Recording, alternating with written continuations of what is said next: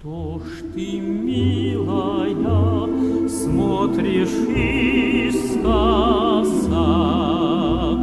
низко голову наклоня?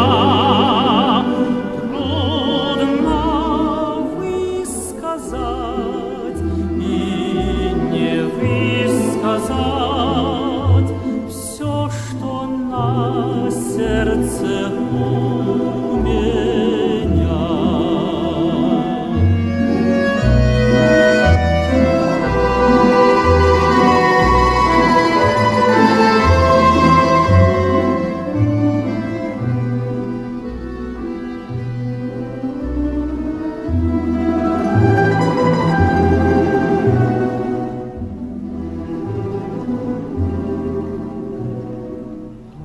Рассвет уже все заметнее. Так, пожалуйста, будь добра, не забудь и ты эти летние подмосковные вечера. Не забудь и ты эти летние подмосковные вечера.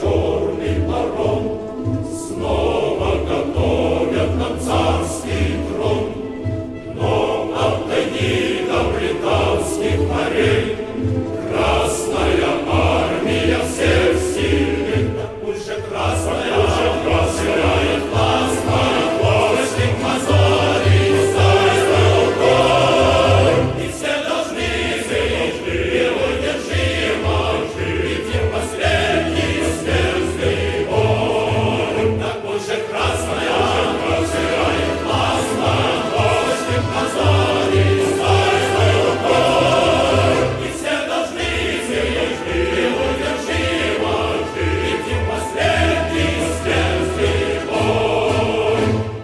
Красная армия, марш, марш вперед, крепость совет нас бой зовет.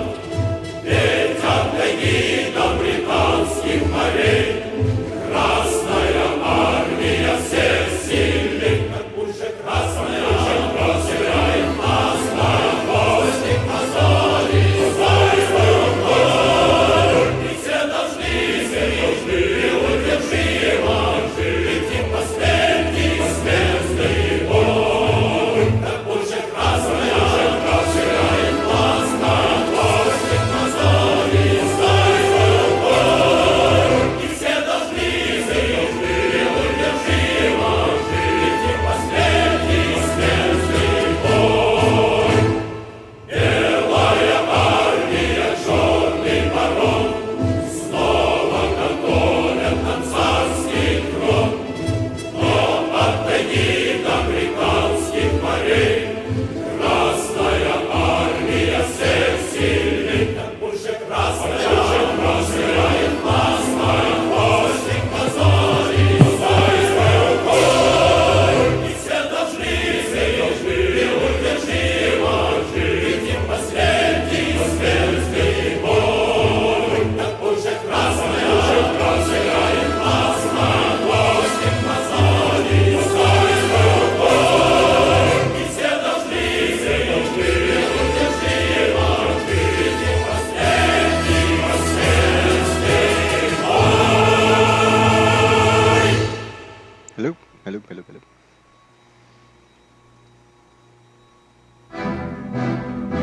Если завтра война, если враг нападет, если темная сила нагрянет, как один человек, весь советский народ за свободную родину встанет.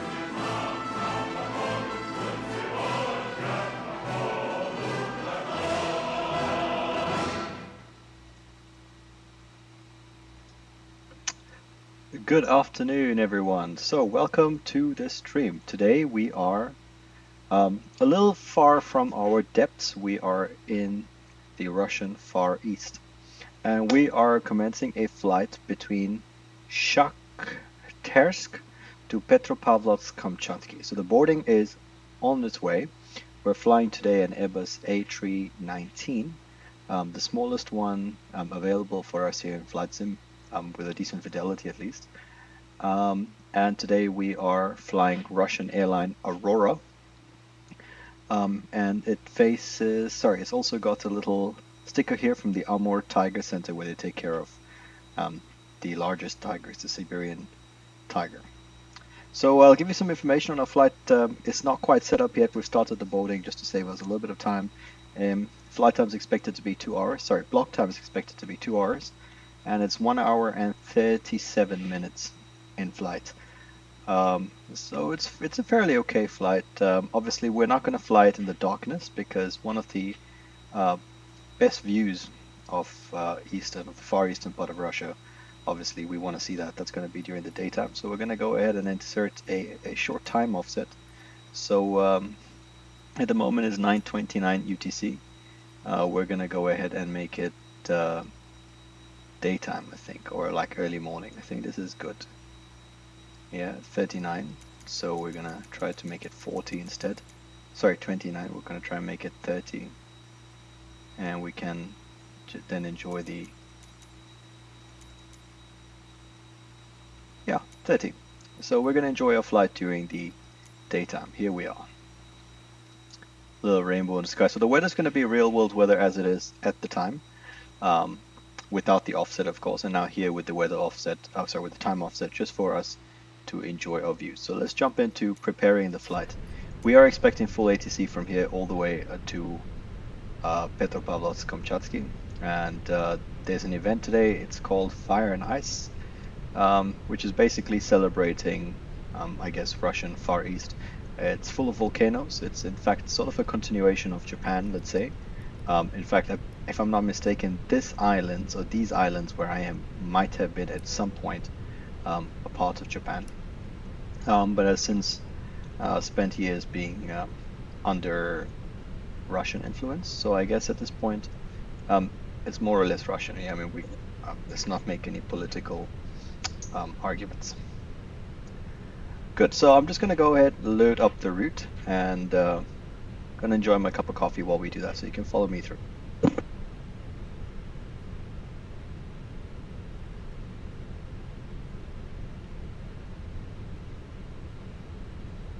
So we're operating flight 1605 from Aurora, from Uniform Hotel Sierra Kilo.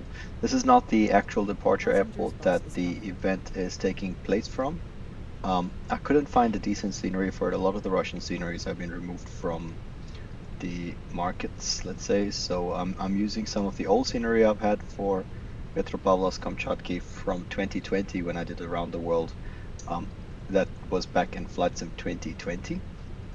Today we're in 2024 with the latest SIM update beta, SIM update 4 beta, but and let's see how it progresses today. Yeah, but I'm just giving you guys a heads up that the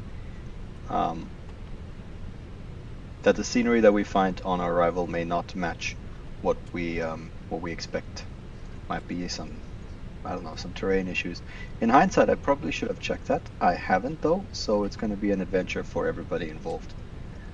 It's going to go find my cruise flight level. Oops, sorry, that's a bit chilly. 552 degrees. So flight level 390, it's expected to be minus 52. So I'm going to go ahead here, Uniform Hotel Sierra Kilo. If you looked up this airport on Navigraph, there it's not much information. In fact, I'm trying to see if there's any ATIS published. No METAR, no nothing. So we are going to sort of wing it, or we're going to try use the METAR that's published by Flight Simulator. If there's one here, we can maybe tune in. I rarely use flights in flight ATC from VATSIM, so it's, let's see, ATC communication camera. Okay, I actually do not know what to expect here. So let's go ahead. I can tell you now that the airfield is at about 56 feet above sea level, so we're gonna try get this to go to 56. Yeah, 1003 seems to be appropriate. Winds. We need to figure out what runway we're gonna depart from. In fact, I don't know the runway designations here either. To me, it looks like it's sort of like this, so it's probably a 3-4-ish runway. Weather really nothing available, hey? And it's only 1,615 meters, so we really are departing from the village. It's gonna be a lot of fun. Company message. Okay, so we have a little bit of catching up to do. Let's go ahead and get the APU started. Wait a couple seconds. As you can see, I have no patience whatsoever. Let's go straight up to our en route altitude. I don't think anybody's going to complain if one of us villagers depart so early. There's no VORs as such depicted on my charts for this airfield. So if you really go up and look at Navigraph, yeah, there's just nothing here. So maybe this can give me my runway designations. Yes, 16, and 34. That's good to know. 1634. Let's go ahead and tune in to the ATC. Аэрофлот 1035, Дель контроль, здравствуйте, набирайте эшелон 310. And he's going to be quite surprised to hear. Аэрофлот 1035, набирайте прямо Марок. He's going to be surprised to hear that we're here, so surprise. Сибирь 138, набирайте эшелон 315.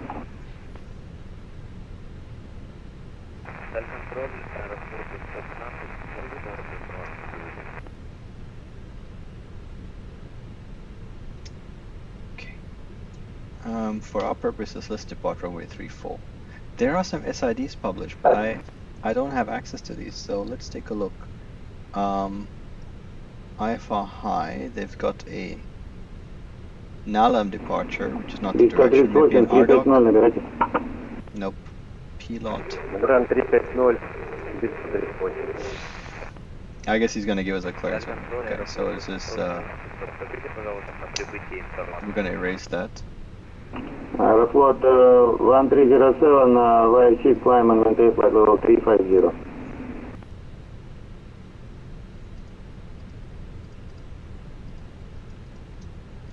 Detour will be our first waypoint.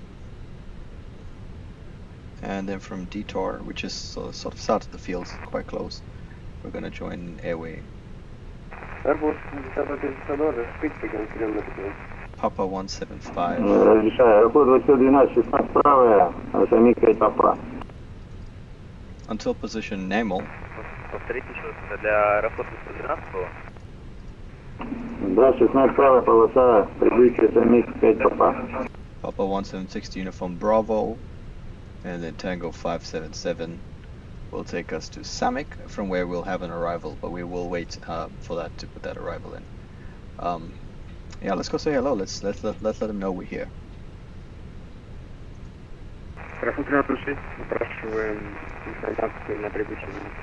Fingers crossed. We don't want any surprises.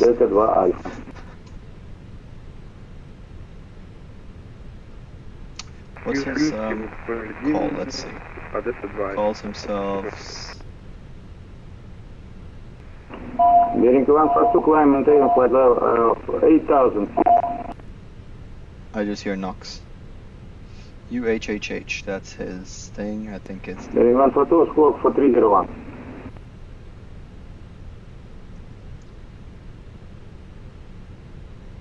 Ah, but he's an FSS, which I believe only controls the upper portion. Okay, let me check. Aurora for 614, radio contact. Khabarovsk, Aurora 1605.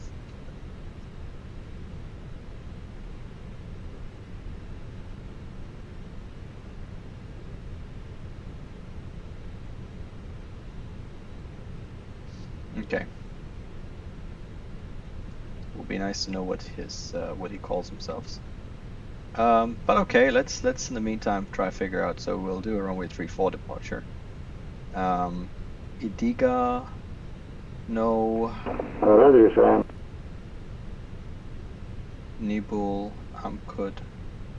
Okay, I'm gonna just send him a text and let's see if he replies.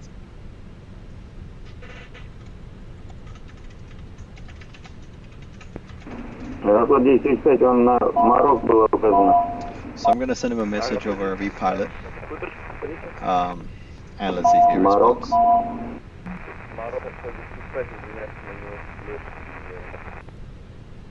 Can't seem to find a departure that suits us, so I'm gonna just insert the departure and runway, and then we're gonna do a heading on departure, and we'll come back to it. Let's take a look at the message that's been received from our company. The company sends us a load sheet, which is preliminary. Let's accept that 6732 is a takeoff weight, and we were planned for close 6794, so that's higher. Trip fuel is correct, is it? 57. Вы на Марок повернули? No, it isn't correct. Okay, so there's some corrections that need to be done, but I just care about how much we weigh at the moment, just so we can get going. So zero fuel weight 52.7, passengers are correct. So 114 plus 4, this is 4 kids coming with us, 52.7, takeoff weight 60.7. So yeah, that's actually what I have. So the landing weight's going to be slightly off, so I'm going to do that calculation on my own. Let's go ahead and get the departure performance sorted. Sync load sheet final. We are in Uniform Hotel Sierra Kilo. We'll do runway 34. I'll consider the runway wet. How cold are you saying it is? She says it's -5, so let's go ahead and say engine and wing anti-ice will be on. Packs off for the departure. Optimum flaps, and we don't need to force toga. You can sync live weather, doesn't seem to do that. -5 for the temperature from what it's detecting. 1003 from what I've calculated, and the wind variable at so let's go 160 at 5, so we can force essentially a tailwind. 160 at 5 knots. And let's calculate this. Oh. Okay, so we do have a problem then. So let's say it's no wind. Wind is not valid. Okay, so 000 at 000 at 0 knots. Let's see if that. Okay, so if there is no wind, she can take off, and she is okay. She's got some information. Let's see if I can force the flaps 2 for takeoff, with no assumed temperature. Okay, I like that. Toga required. That's fine. Let's send that to the Good, that's here. I just want to go on page 2 and make sure we get the takeoff stuff set correctly. Let's go ahead here and verify that we have all those correct numbers. I'm going to write them down so I don't need to keep referencing it. So 0 fuel weight 52.7, which is going to be important for later. 0 fuel weight 52.7. The takeoff weight is 60.7, which matches the performance, which matches the plan we had out of SimBrief, and the MACTO is 27.7. MACTO 27.7, and they also have a 0 fuel weight MAC of 28.9. So that's what we want, 52.7 and 28.9. Let's go ahead and set that up. Block fuel 8.1. Alright, that's fine. I'm just gonna go take a look if this gentleman has called us. No, he hasn't. No, he has not responded to us yet. Okay, I'll just give him a couple more minutes. Khabarovsk control. Average ESA, average wind correction is going to be plus 24. Plus 24. Very nice. We don't really care about the wind today.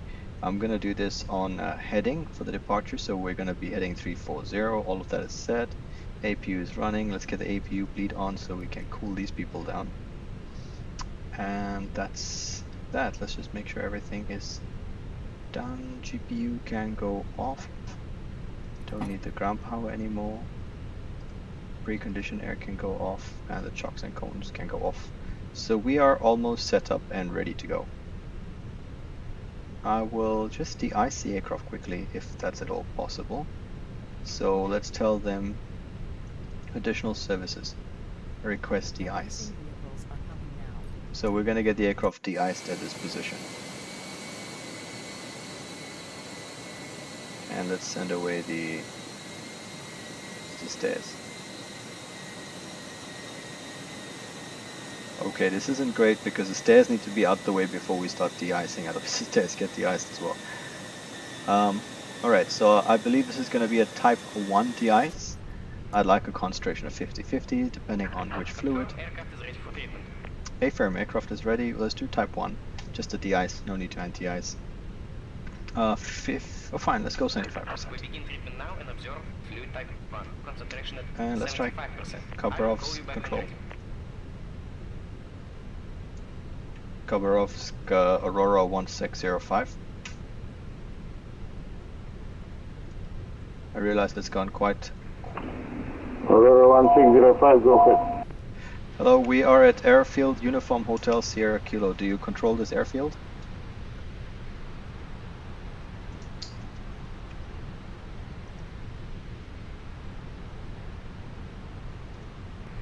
Aurora 1605, Uniform Hotel Sierra Kilo is uncontrolled now. Call me when airborne. Roger, we'll report airborne, Aurora 1605. Okay, good, so that answers that question. The APU bleed needs to go off for the de-icing treatment so that there's nothing in the packs, and we'll turn the packs off. It's quite common because once we're getting de-iced, there's a possibility for the APU to take in some of the de-icing fluid, and then it causes some sort of smoke in the flight deck, in the cabin. It's not comfortable for anybody, and everybody just starts panicking. Oh my god, smoke! So yeah, that's the situation. We'll watch for getting de-iced. Once she's de-iced, we're going to let the APU bleed run for 1 minute before we turn the packs back on. No, we're going to let the APU run for a minute before we use it for bleed. And then after each engine, we're going to let it go for 1 minute, and then we'll do an engine. And then we'll start up with the engine and we anti-ice. Let me make sure that our performance calculation took that into account. Anti-icing code is fluid type 1. Concentration at 75%. I'm disconnecting. Good day. Yep, it did. Alright, so let's wait a minute for our APU to be sorted out. I'd like to know now, I mean, if I could ask you all how the audio levels are. Sometimes I've been told that the audio from the ATC can overwhelm or can be quite a bit louder than what you hear me say, so I don't want it to be either way or through and forth. So because now the departure is going to be uncontrolled, you can listen to my lovely voice, and once we get airborne we can actually start listening to ATC. So the plan for departure now is there's not going to be a pushback. We're just going to taxi out like so off to the runway. We make sure we go the right way, runway 34. I believe it's this way. We got to check on the Navros. Yeah, 34, we depart behind us. So I'll turn right first, make a U-turn, come back, depart runway 34, and we'll climb pretty quickly, and then we'll make essentially sort of left turn out to come back over detour, and then we'll start our journey to Kamchatsky. Okay, we can use this for APU bleed. Both the packs can go on, beacon lights are on, and we are now setting up the aircraft.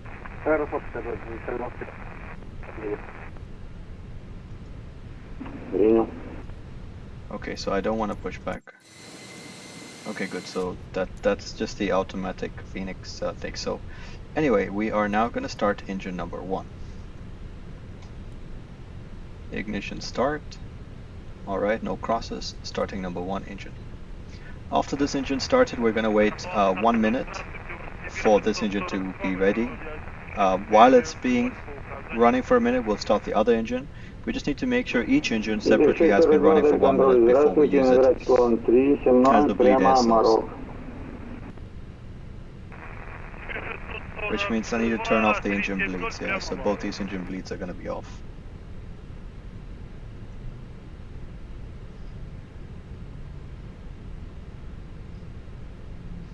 If you're not sure what the engine bleed is, it's basically where the air is sort of taken, like a little bit of air is taken from the engine in order to power things like the life support systems, pressurization of the cabin, pressurization of hydraulic lines and all that sort of stuff.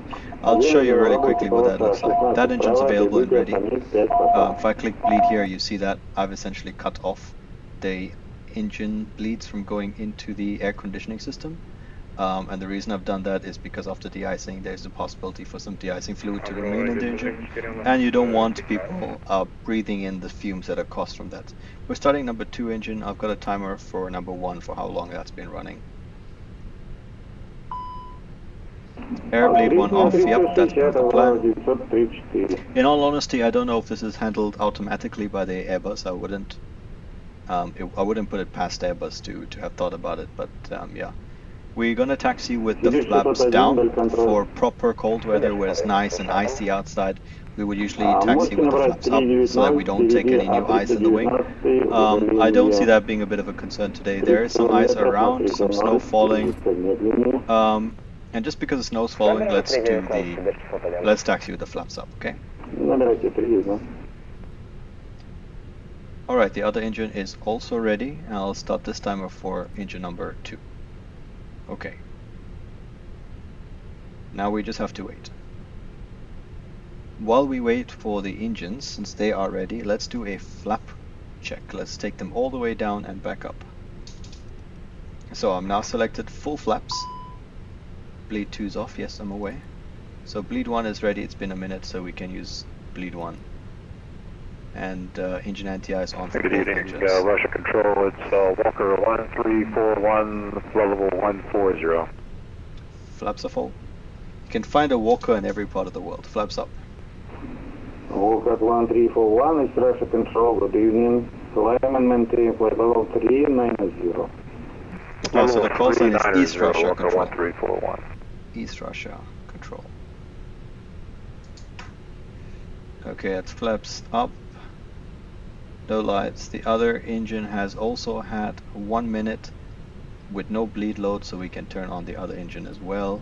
Go back to my standard stuff, turn these off. We don't need the APU anymore. Auto brakes maximum for the rejected takeoff. Okay, she's struggling a little bit. Let me give her the double tap and see if that works. Okay, she's not very interested in taking auto brake. So now we're going to totally show why. Let's see if I just wiggle that around a bit. No, okay, not interested in take. So there might be a problem with the auto brakes. Predictive wind shear needs to go on, and I think I'll do a flight control check before we head out. Left is good, right is good. Gonna go all the way down, all the way up on the stick, left on the rudders, right on the rudders. That's good. You'll notice now that I'd forgotten to put the pitch trim, so I'm going to go ahead and set that up now. It's up 0.9, up 0.9, pitch trim is set. Alright, we're good to taxi. It's clear left, and it's uncontrolled, so we're going to make the calls here on Unicom.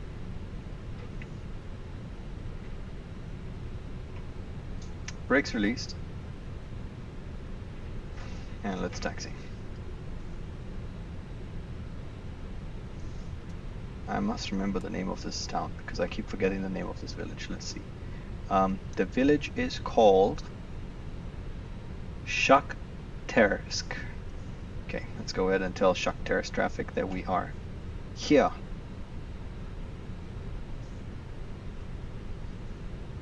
I guess that's part of the problem. That's not actually connected to my joysticks. Okay. Shakhtersk traffic. Aurora 1605, taxiing to runway 34, Shakhtersk. Okay, we got some wing anti-ice on, can go on as well. Because we got some ice, some snow falling. And I think we got a call from the cabin. Let's just say hello. Hi, Captain. The cabin is now secure for takeoff. Alright, good news. Cabin is secure for takeoff. Okay, let's ignore that he's in the way. RIP, my friend. RIP. Okay, just ignore him. Pretend he's not here. He shouldn't be here, but yeah, that just confirms it. Oh, nice snow. Very, very nice. This is winter flying. -5 degrees Celsius outside.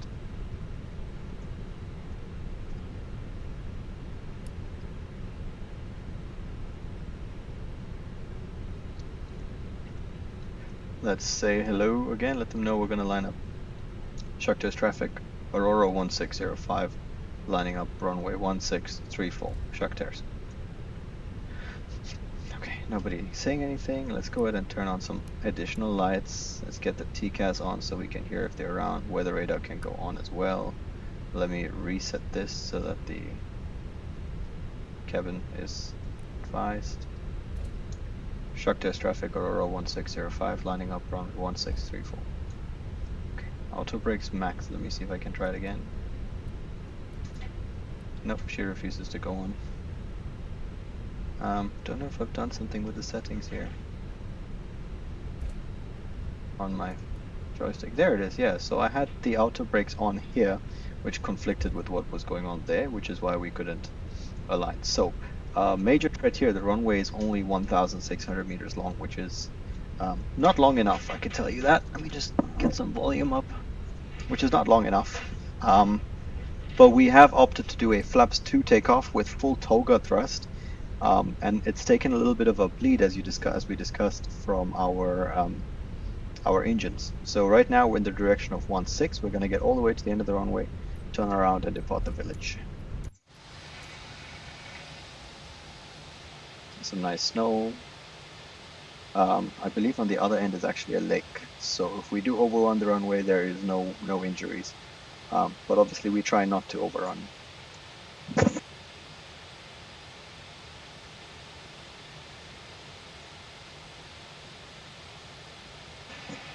Aurora.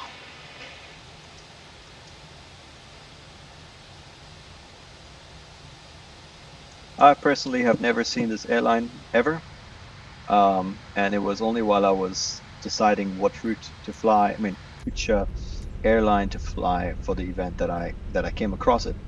Quite interesting, hey? Russia's obviously got its fair share of domestic airlines. It is quite a large country. And it seems to be the focus of most of our media, and in fact their media as well seems to be in the western half of the country, and there's a lot unexplored here in the east. Alright, so before we forget, let's go ahead and select flaps 2 for takeoff.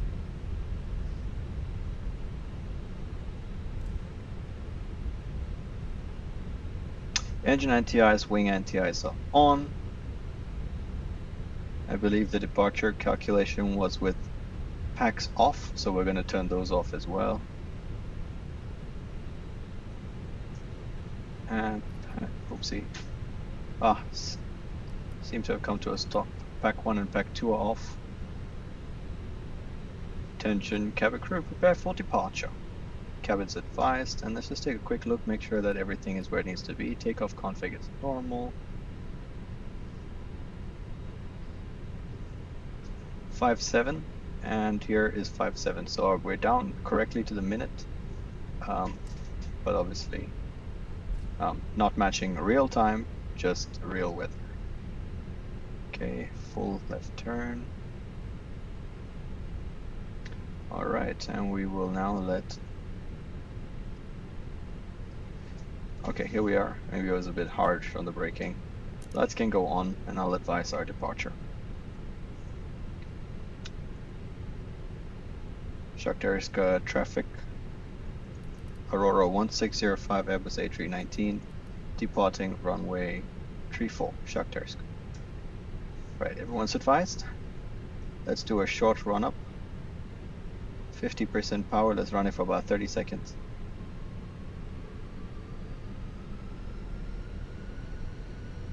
On the brakes, 50%, start the timer.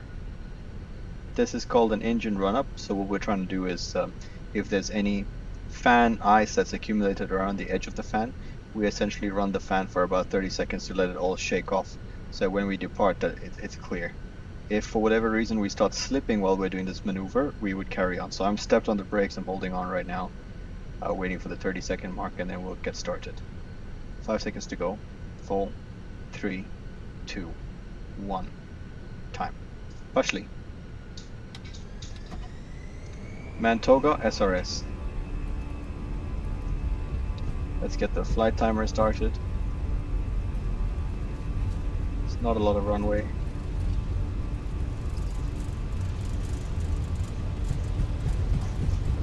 V1, rotate.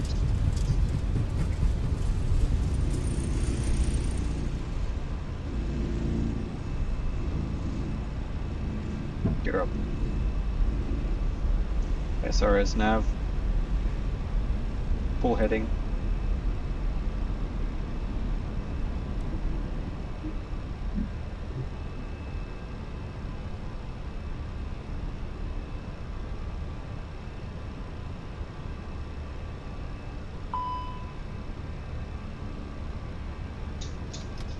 Open climb, thrust lever, open climb.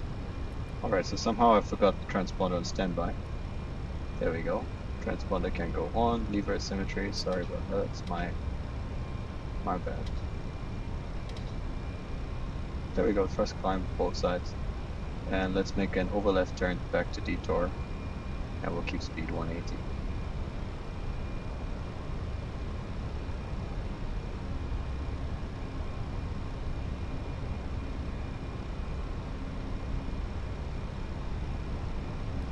Pack 1 goes on.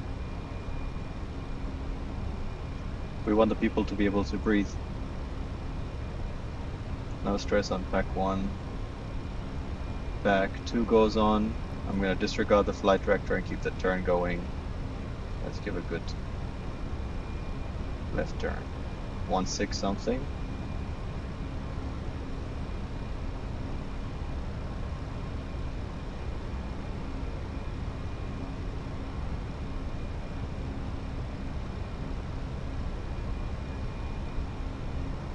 Wow.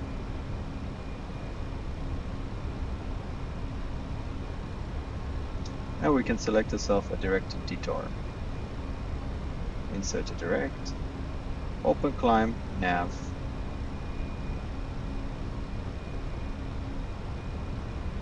Let's go ahead to standard. We don't know what the transition altitude here is, but since we're climbing up towards what's definitely a level, let's keep her going. Pointing the right way, we can close the speed window. Sorry, push speed, as they would say. And here we are. Departed the village. I forget its name already. Flaps 1. In fact, we can go flaps 0, flaps up. Kill the lights. And stow the ground spoilers. We'll leave the engine anti-ice on, the wing can go off. Actually, both can go off. I believe these airplanes tell you on your own when it's ready for icing conditions.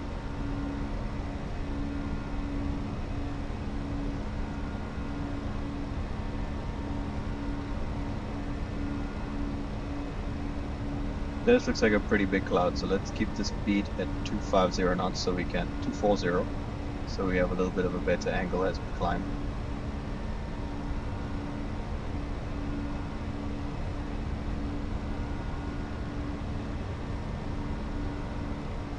And I'll also switch over so if he calls us we'll know.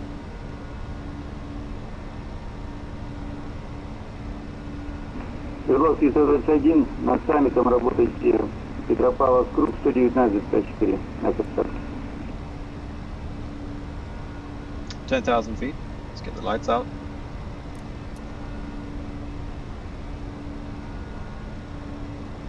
Сибирь 340 Дель контроль. It's quite cold. Temperature is at -11. Let's go ahead and get the engine anti-ice on once again.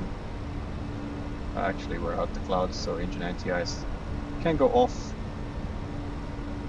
It's a straight line from here, so the autopilot's engaged. Let's keep the speed at 240 so we can climb out, and I will just check in here with East Russia control. Сибирь 347, полоса 16 вправо, Елизава. Феникс А319 по готовности снижайтесь. Эшелон 150.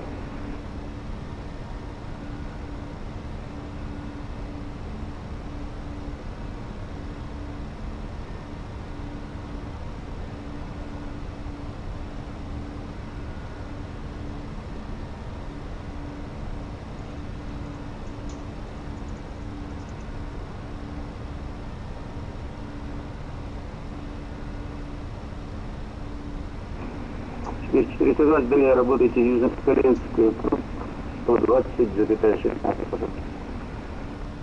Далее работаем 120,6 Сахалинск. Спасибо большое за контроль. Всего хорошего. Alright, let's say hello. East Russia control Aurora 1605.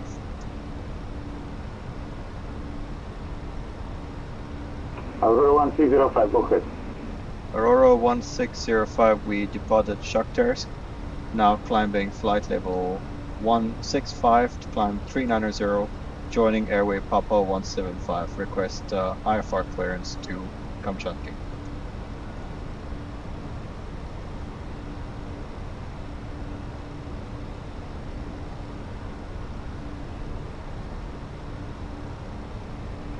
Aurora 1605, just send the flight plan to the network, please.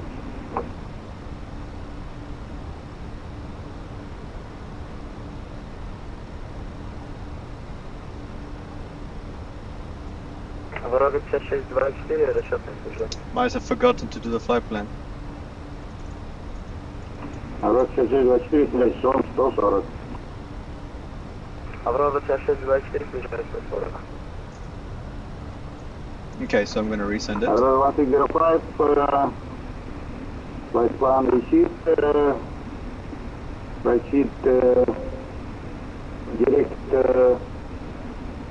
bye. Standing by 1605. Aurora 1605, proceed direct, Baru, Bravo Alpha, Romeo Uniform Lima, squawk 4305, climb and maintain flight level 390. Flight direct to Burrell, climb and maintain flight level 390, squawk 4305. Aurora 1605. Okay, 390. As cleared, we're going direct to Burrell. We can accelerate now. Speed window is closed. 4305 is the number that they want to see. So let's go ahead and set that for these jets. Аэрофлот 2515, полоса 01, Южно-Сахалинский, прибытие АДК 2 Браво. 4305 is set. Alright, looks like it's clear.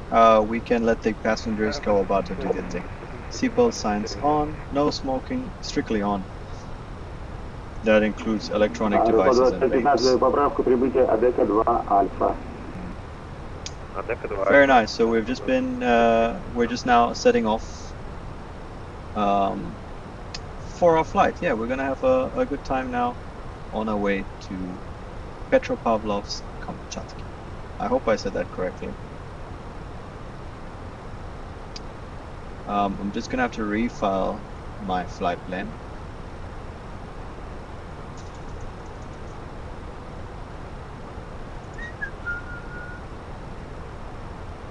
So I'm quite excited now to come out into the other side, and see the volcanoes as we get closer to Kamchatka. Sort of like a continuation of the. Аэрофлот 134, говорит контроль, набирайте эшелон 340.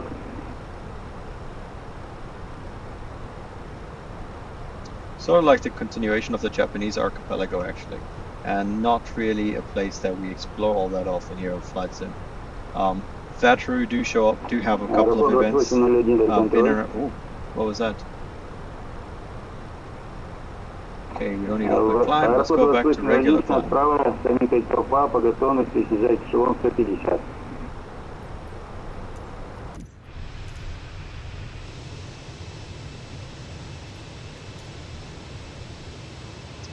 Cold, barren, and here we have our little aluminium capsule that's taking people place to place. Control, go. The Aurora A319. Copy that. Advise intentions.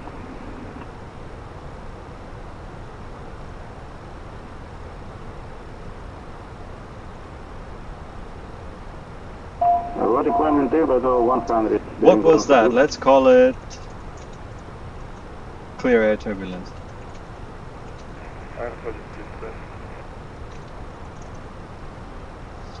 Alright, so as I understand it, you might be watching without volume Romeo Papa Kilo 16_2 Alpha. So that was probably a little bit of clear air turbulence. Obviously we see here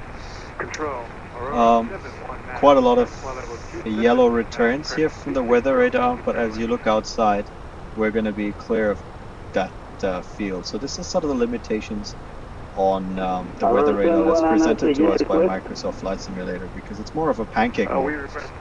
So it's telling you that there's probably something yellow here in this field, but it doesn't really know that we're climbing well above it. Most modern weather radars actually equipped on airplanes, they have a we call it a threat analysis, so it knows what is to be expected in terms of where the turbulence is going to be on a vertical path. So obviously if it's detected that the turbulence and the weather is all below us, it's not going to bother with any of that. Very nice. Я вас понял. Минуту.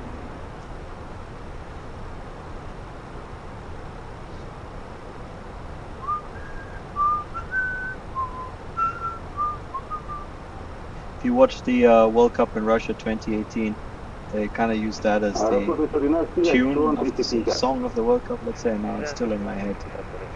The FIFA World Cup, of course. Yeah. Alright, all the lights are off, everything's going according to plan. We are now flying direct to waypoint Barrel. Let's see if I can't show you the plan here on my sim brief and Navigraph. Let's see, I should be able to.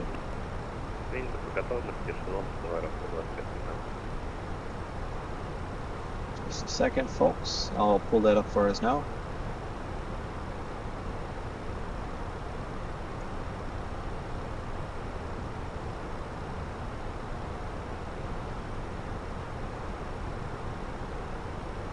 Okay, you should be able to see it on the right corner of your screen, what we're actually looking at today. Oh, sorry, it's right in front of you. Okay, let me just resize that so you have a better idea. There you go. So that's where we're flying. So we are now in this peninsula / island. This is what I was telling you. Used to be a continuation of I think it was the Kingdom or the Empire of Japan. Sorry, the Empire, that was it.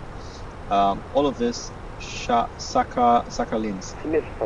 This whole island used to, well, part of the whole island used to belong to Japan. And we're now flying over to Kamchatsky, which is essentially land of fire and ice. Yeah, sort of like Iceland. Let's take a look at the data fireplace. You see, you got a ring.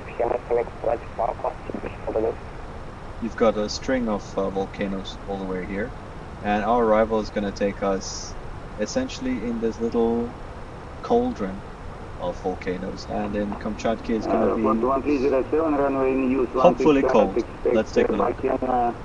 Arrival and probably Okay, seems like they're using runway 16 right for arrivals there, and come on. I can't seem to get weather out of Maintain 5 Papa. Kamchatsky. Okay, so I can see it here on my Navigraph on the iPad. So I'll just tell you what it is. It's variable at 1 meter per second, broken at 4.6, -2, -8. So we're going to do some cold weather correction. Sounds like Soviet anthem. Yes, it kind of is a Soviet anthem. I don't know its name, but yes, it kind of is. Oh, so you are listening. Okay, super, yeah. But I don't know why Twitch tells me that you can't hear. But okay, good. Variable at 1 meter per second, 999, broken at 4.6, -2, -8. Altimeter is 1022. So the information here tells me it's runway 34 left. And we have what's called the state of the runway decode. It's 190054. I'm going to scratch that down and I can kind of tell you how to decode the state of the runway as it's provided to you in Russia. Most of the modern world has switched to something called the global reporting format. So these days your runway report will come as a section of 3. Section 1 is 5, 5, 5, or 6, 6, 6. 6 means good, dry. 5 is like wet. 4, 3, you know, it goes down. And you as an airline pilot would take the worst case scenario. So even if the last part of the runway says it's 2 and the first is 4, you would just take 2 across the whole runway, and that was easy. So the older way to do it was what we have here, the 34 left, 190054. So if you have Navigraph, you can go take a look at it. Or maybe if it works for me now, I can show you, so we can all be on the same page, and this will be very educational for everybody involved. Maybe if I refresh.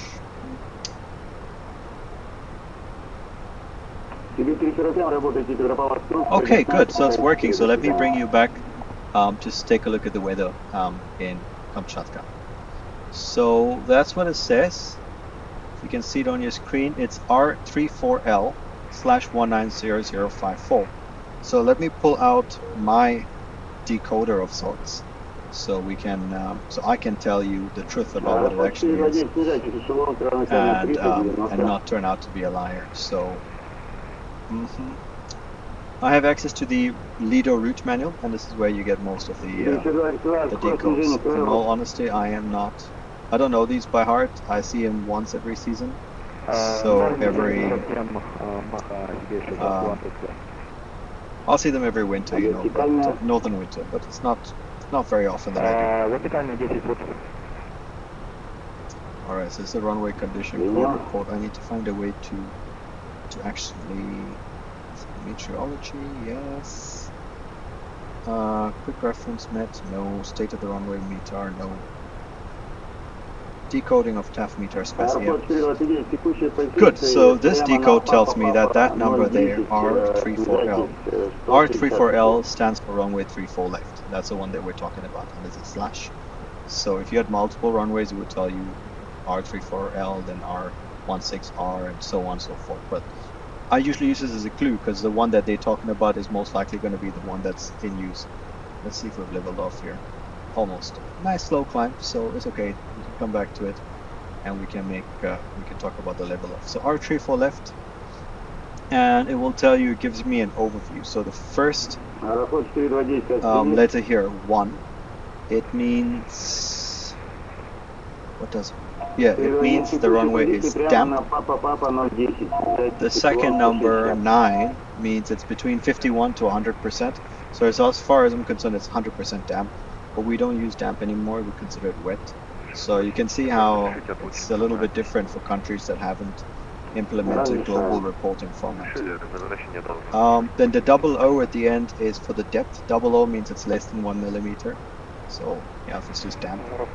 And the next one is a friction coefficient or braking actually. 5.4.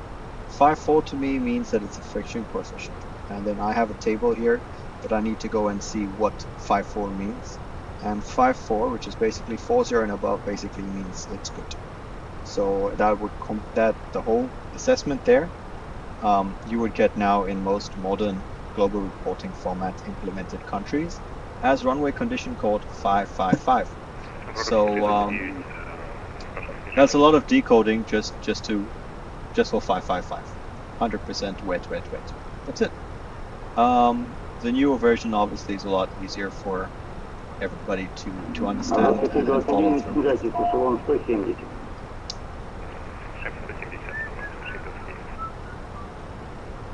Alright, so we are close to 1,000 to level, and we'll do now a quick Контроль. what we're going to do sort of situation. Разрешаю.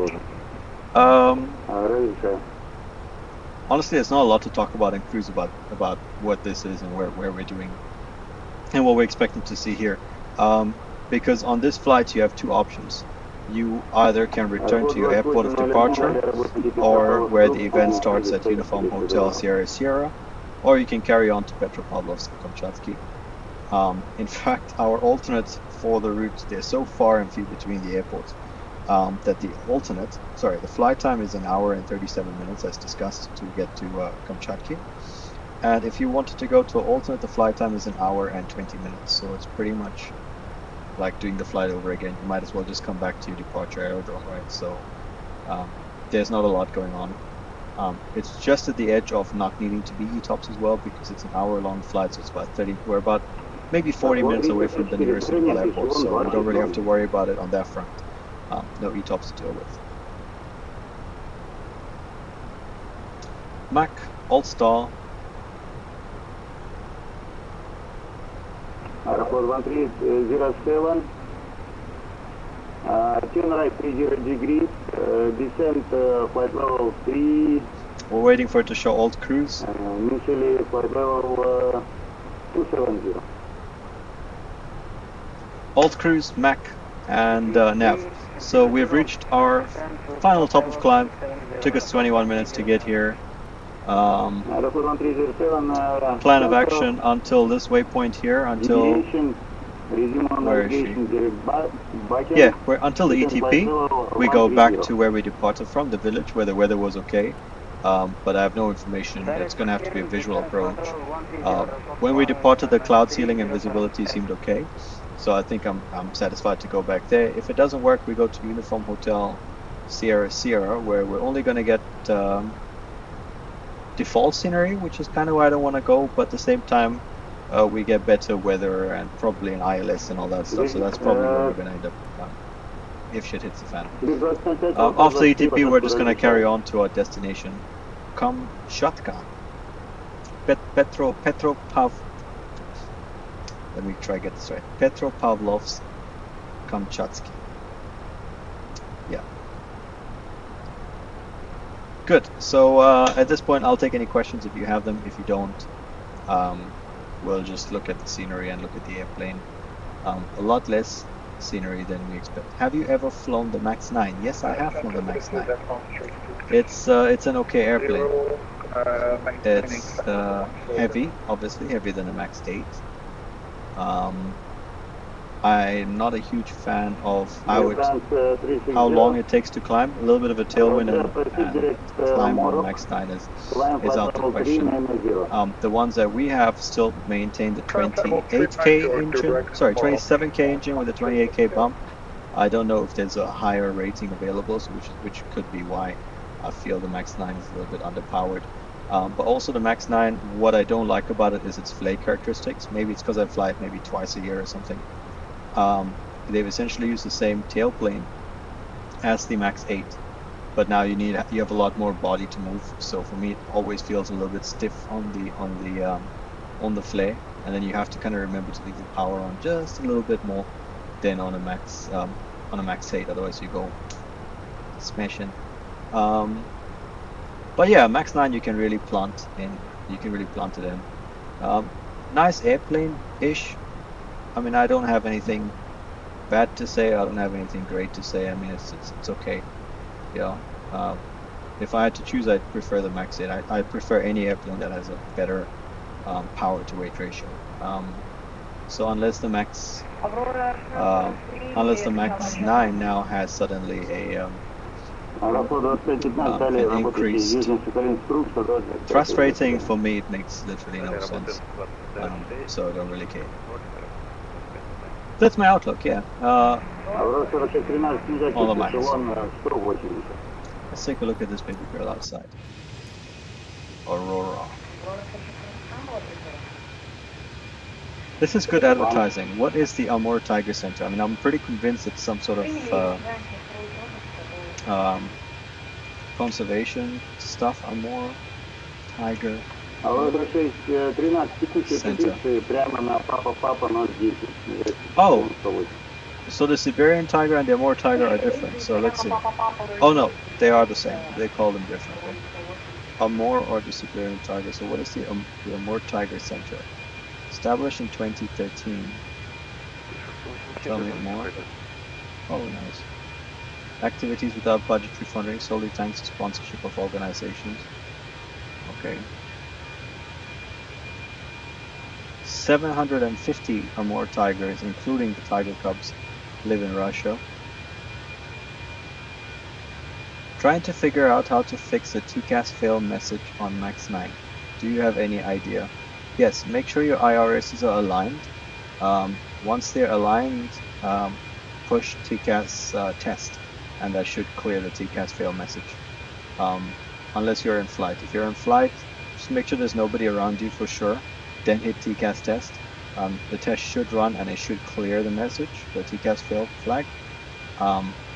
But obviously do it when you know there's nobody else around. So otherwise those false, the TCAS test thing might scare you. But, so 750 tiger cubs left, tigers and tiger cubs left. It's not a lot.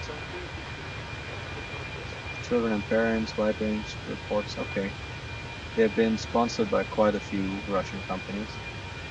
How long to align the IRS? The IRS, English. So the IRS takes, well, it depends on where you are in the world. So I believe the further north you are, the longer it takes to align the IRS. I don't know. It's a good question. I want to say 17 minutes off the top of my head, but let me go check. Yeah, takes a few minutes for sure. While you're on that subject, now because you've given me a task to do, I'll go find out.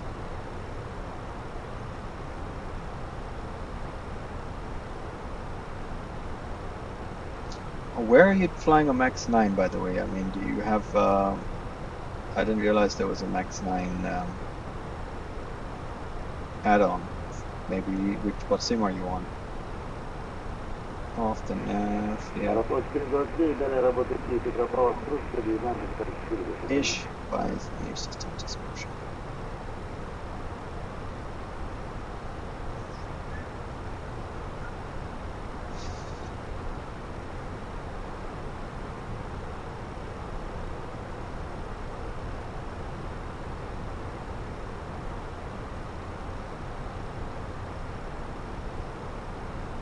Okay, so you can do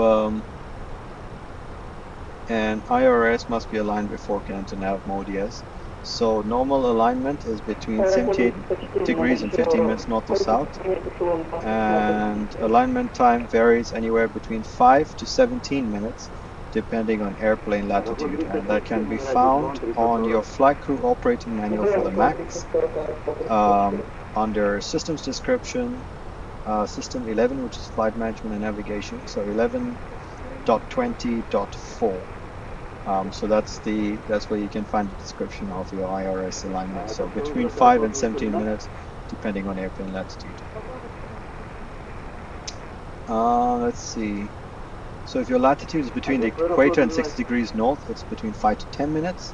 If it's between 60 and 70 degrees north and between 60 and 72 degrees south, it's set at 10 minutes, and anything greater than 70.2 degrees north or south is 17 minutes. And the maximum you can go to align your IRS is 78.25 degrees north or south. That's quite high, quite northerly. I mean, I'm curious to see how, like geographically, how high that would be. So well above the Arctic Circle, 78 degrees north. Yeah, I mean, these are not places that the 737 necessarily goes, so unless you're trying to realign your IRS at the North Pole, or maybe even Even Svalbard, where we have some of the longest, sorry, the furthest north 737 operations, is well below 78 degrees north, so we don't really have to worry about that. But yeah, so it just depends on how high up you go on the 737. That's how long it takes to align. So we have a company message that's come through now. Let's see what the company has to say. Drone activity at Petropavlovsk, please divert to no plus.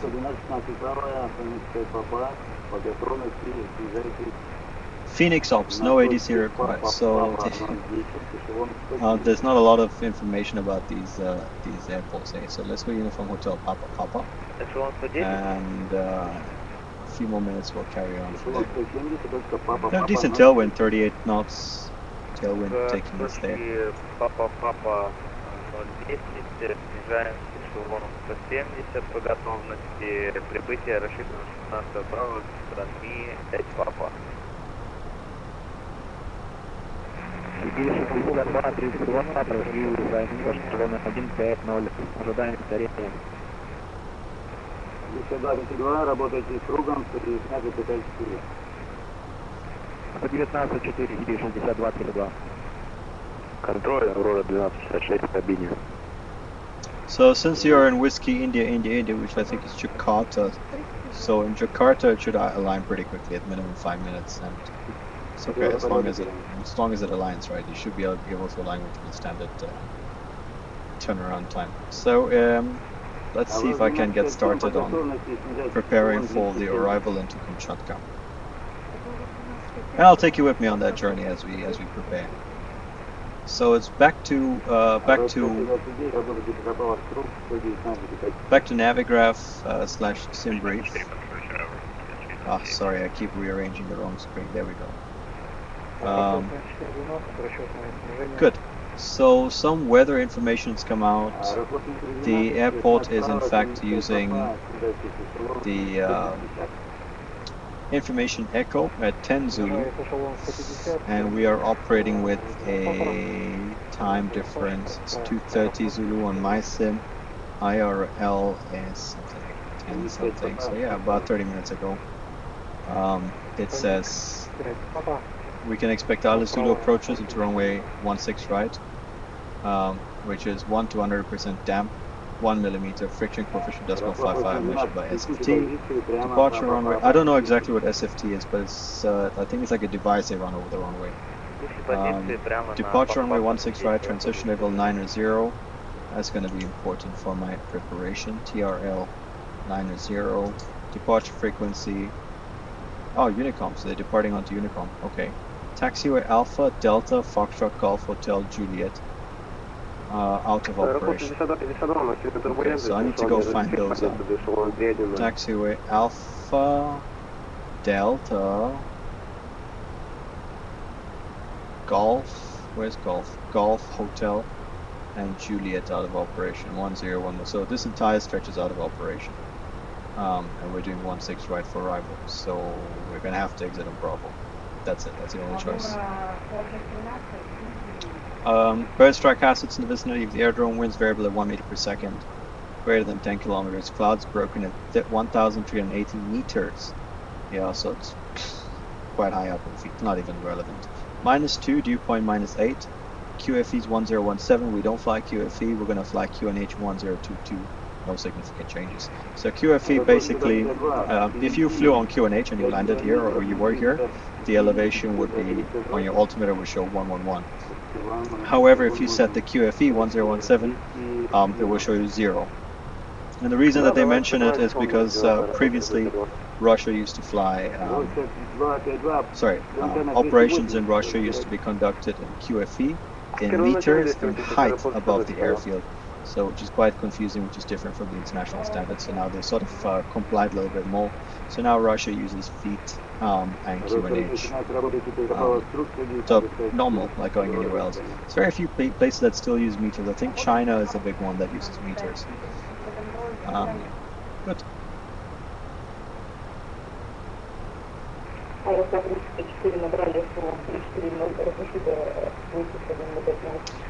Sorry, we need to finish our preparation, so we're just chilling, it seems. Okay, so preparation for the arrival, they said it's going to be runway 16 right for us.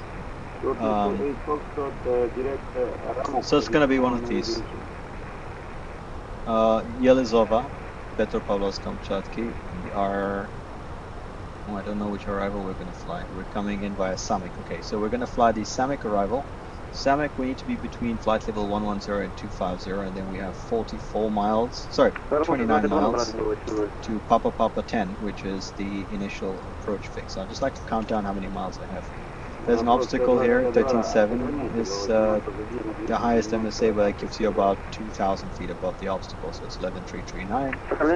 And it's referenced on the aerodrome reference point. You can see it's like a cauldron here of volcanoes. 1, 2, 3, 4, 5, and then you sort of land within them. And this is a tricky one here. Okay, so now we have Papa Papa 010 at 7,330. Bear in mind, we need to correct all of these for cold weather altimetry.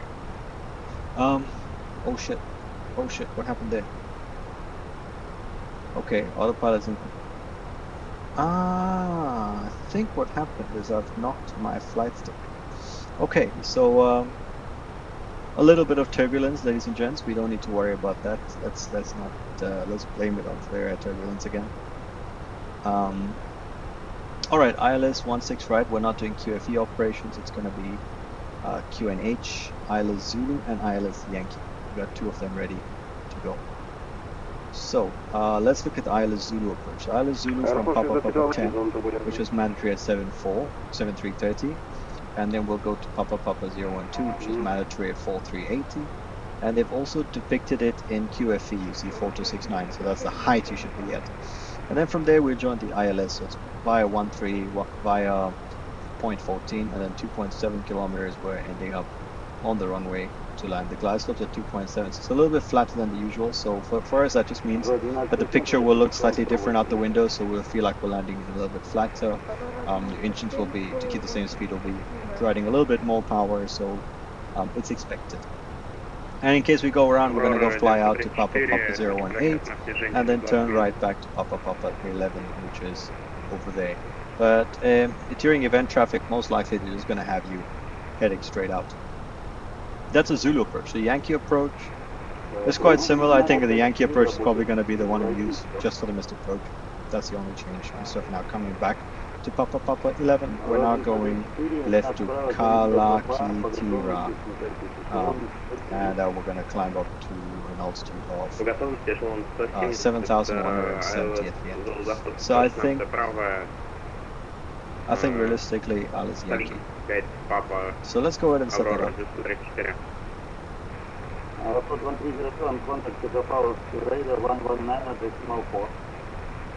ILS Yankee 16 right. And I think we did say we're coming in. Samir. Via Papa Papa.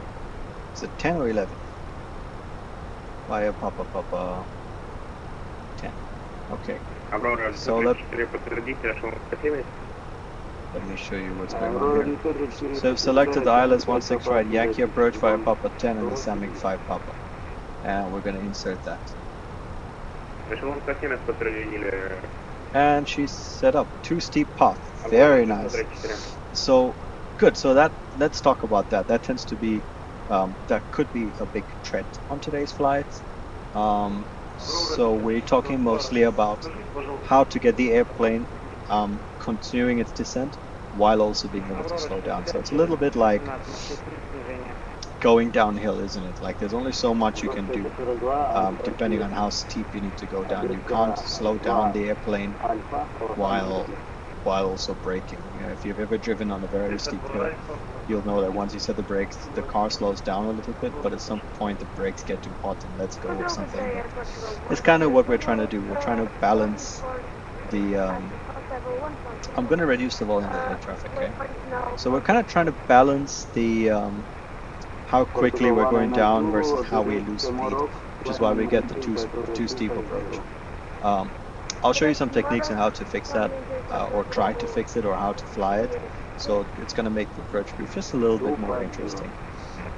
The other thing we can talk about is cold weather operation. So when it is below 0 degrees Celsius, we need to correct it. So some airports will tell you immediately, okay, our airport is corrected. All the altitudes published on the charts are corrected to, I don't know, -20, -16. I know only of Budapest for sure.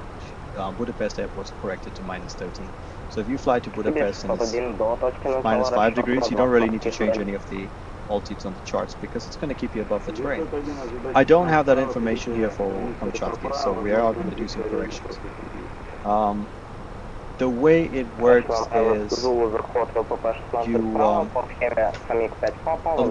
why you need it is because say you have an obstacle like this, and this is your airplane, and your chart has told you that you're going to pass here 2,000 feet above the obstacle. This is calculated for, let's say, up to 0 degrees Celsius.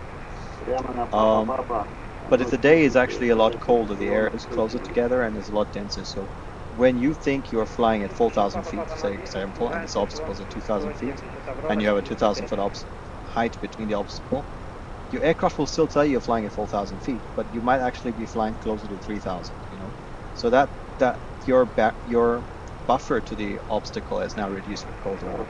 So what we are attempting to do is find out what the buffer is, and then in addition figure out how much compressibility the cold weather has, and then we're going to correct all the altitudes accordingly. So I have a calculator here, so I'm just going to use a calculator. You can find them online, I'm sure, but basically it's between 0 to 10 degrees. You take 10%, right? So I'll show you the hard math on how to do it before I correct. So the general idea is you don't need to correct flight levels. You only need to correct altitudes that are below the MSA. So let's look here at the airfield of our arrival today, which is Petropavlovsk-Kamchatsky. So here's Kamchatsky, and we can see the highest MSA is 13.5 around the ARP. I'm gonna scratch it down. So first you find the height. That is, so 13,500 minus the height of the airfield, which is 128 feet. So that gives you a height of 13,500 minus 128. God, my math is so bad. So that gives you a height of 13,372. So all altitudes below 13,372 need to be corrected. So that's what we get, and we have to now take 10% of 13,372 and then add it back up to the original 13,500, which now tells me the actual MSA is 14,900. And the higher you go, the more buffer you take, essentially. Let's work the next one out. So Papa 010 is at 7,330 feet. We subtract the airfield elevation, so that gives us now 7,202, and then we take 10% of that, which is 720 feet, and add it back to the correction. So that now gives me 8,050, and we make it 8,100 flat. So let's go ahead and do that. And the colder it is, instead of 10 you take 20 and so on.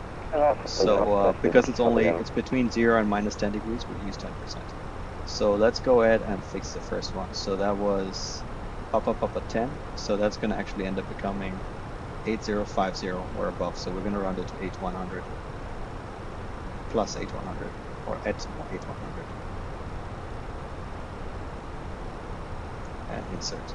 So another interesting thing is you should be telling the air traffic control that you're now doing corrections for cold weather operations, because when you're flying at 8.1, they're going to see 8.1 on their radar and they're not going to know why you're not descending. So you have to tell them that we are applying cold weather altimetry correction. Good, that's done. I'm going to go ahead and do the others. I'm going to calculate them for myself, and I'll just tell you what numbers I've eked out. So a quick moment, so I might do it, and I'll be right back, folks. Cold weather altimetry. I'm gonna scratch it down on my charts here. I'll be referencing these so I can do it on the fly as I land. So I don't need to keep coming back and telling you what I'm doing and then blocking your wonderful view of the arrival.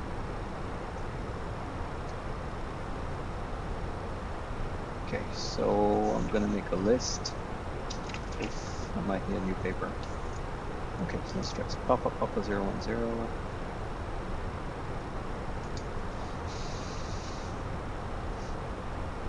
Technically, we're supposed to be using the threshold altitude of the aerodrome, but or the airport elevation, both work. And we'd said it was what, -2. So my calculator is a little bit more accurate. It knows exactly the more correct number. So we're not doing it between 0 to 10. So if I tell it it's -2, it knows exactly the correction for -2. So we're going to use that instead.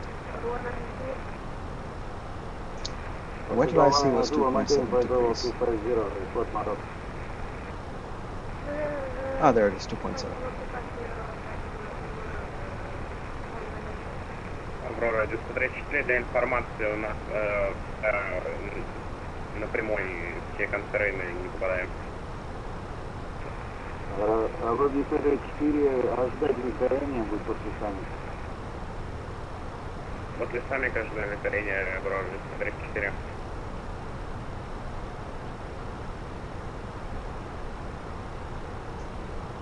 And for a category 1 approach, you would also end up correcting your decision altitude because it's an altitude. For categories 2 and 3, because it's based on height, you wouldn't correct those. Just for information only. In case we go around, we fly straight ahead, and then we go to 7117, 4710, and then 7117, 4710, and then 7117. Good, calculate. So I have all of those calculated out for me, and I said the initial altitude was 78. It said, no, actually worked out. Okay, so I'm going to go ahead and put in the numbers that have come out of my calculator, and you can watch me do that and just trust me that I'm doing the right thing. So the first one is Papa 010. My correction has come out that I need at 7330, it's going to be 7790, so we're going to make it 78 instead. 7800. Okay. The next correction. The next one required is at 12 at 4380, which is actually 4650. So I'm gonna go ahead and set 4650. Insert. Then it's Papa 013, which needs to be at 3,400 meters, and we're going to correct that. The corrected number is 3610. Technically, you'd round it up to the higher tens, but because at this point we expect to already be on the localizer, on the glide slope, we're just going to keep it as is. Papa 014 is next, and 014 requires 2410, as is here, and the corrective is going to be 2560. And we're going to insert that as well. For the missed approach, straight ahead to 4710 feet, which is actually going to be 5,000 feet indicated, and then we'll turn left to Hotel Yankee and November Delta Mike, and hold at 7170, which actually would work out to be 7620. I'm gonna go with plus 7620.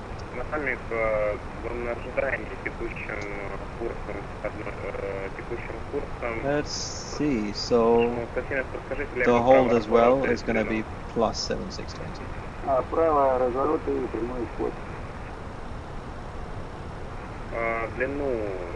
Okay, plan seems to have been worked out. Everything seems to be in order, and we're quite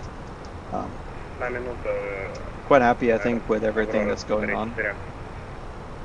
And our top descent is not that far away at 3:15, so just under half an hour.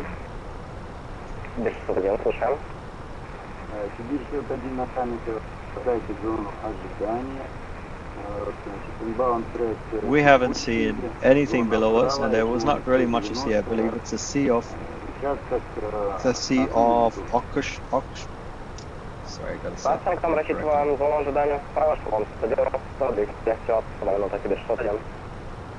Not entirely sure why I can't see the name on Navigraph. Hold on a second.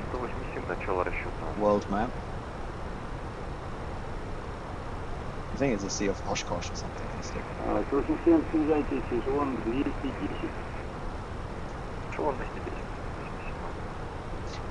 Okhotsk. The Sea of Okhotsk. Now I know. Тебе 601, отстань, пожалуйста, курс. Зона ожидания на саммит. Alright, 30 minutes to go. Let me go ahead and see what I can do. Okay, I'm going to bring you back to Navigraph so we can look at this again. Текущим курсом отдали отправку Петрова 601. That's weird, I was just watching myself on YouTube. Okay, so here it is. Samek, no corrections required, but we've only got 30 miles to get to Papa 010 from where we will join the ILS Yankee approach. So, if I was at 110 to go down to 74 and 20 miles, makes 9,000 feet. Actually doable, I'm not entirely sure why it thinks it's not. And then 6 miles to drop all of this. So, okay, so the plan here is to descend quite a bit, and I'll be at the corrected altitude here. The corrected altitude is, well, we discussed it already, I think it's like 7.8 or something. We'll be at 7.8 here, and then we'll decelerate while keeping the thrust on idle. We'll get to Papa 010. We'll set a notch of flaps. I think notch 1, flaps 1 is good enough. And then we're sort of going to dive with flaps 1 and the speed brakes down here to Papa 12, where we need to be mandatory at 4380, which with the correction should give us a little bit of additional help. If it seems we're going to be above the glide slope here on this turn, we'll drop the landing gear, which is going to give us an additional drag, and then we'll turn in to Papa 013. Fully knowing that very likely it's going to be a glide slope at 7 above. So if it doesn't work out on the turn here, and it's quite a large gap and increasing with the gear down, we'll consider slowing down, get to full landing configuration, and then just sort of let the glide path catch up to us. If by Papa 014 the picture is not improving or it does not look good, we're just going to declare missed approach and we'll carry. 1,000 feet we're going to be completely configured, and I want to see fully ready on the glide by 1,000 feet, with the only exception being that we're recovering the speed if required. That's the plan. Let's see how it works. And as we go through the arrival, we'll brief. So I think a flaps 3 arrival is still going to be satisfactory, because once we land, we've got a runway that's 3,400 meters long. And because all of these are closed, either we'll have to make a U-turn here, or we're trying to exit on Lima. I think the best bet is to try exit on Lima. So we're going to use some auto brake for that. Auto brake, medium should do. Or I'll land with no auto brakes and full reverse, yeah, and that's gonna help us get onto Lima, then Mike and Charlie. So what's interesting here is if there's anybody departing here, Charlie's gonna be full, and they're gonna probably have us on Mike waiting. So we can expect a little bit of holding, because this is from the ground up. The format of the airport doesn't necessarily support. Necessarily support very easy sort of landing and general event management for busy traffic. This isn't supported. Maybe 3 or 4 flights a day, yes, but when a lot of traffic tries to come in during an event, it doesn't sound like it's going to be good. And it does sound like a busy event. On that front, I had previously decided that we're taking additional fuel for the flight. We've taken an extra, oh no, I haven't taken extra. Oh no, I have. I've taken 10 minutes of additional fuel for ATC delays, which is, I think, sufficient. I think we could expect to join a hold somewhere. Beyond 10 minutes, the alternate is up here, Uniform Hotel Mike, which is about the same distance as returning. So I think realistically we're just going to have to assess the situation and then decide. Maybe we give up the fuel and commit to land here at Petropavlovsk. But as soon as we go into the hold, I'm going to start taking a look at the METAR at the destination, at the alternate, and also at the departure aerodrome, and then we'll make a plan. Maybe we don't land in Kamchatsky, and we just get to take a look at the view and come back. Super. Well, that's a plan. You know what the descent's going to be like. You know how all of that's planned out to be.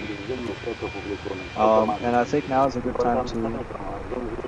Actually, I won't be able to take a descent with ATC on, but hold on a sec.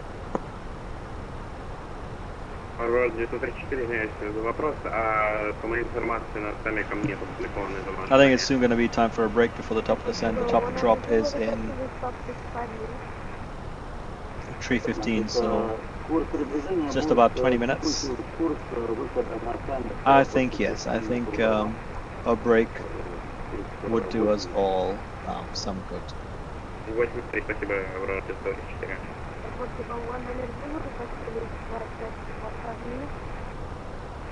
Approve.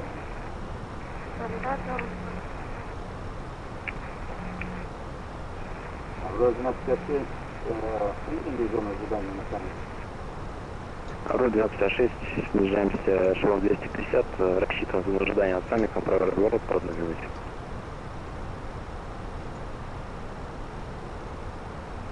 Eastern Control, Aurora 7-1 manner request.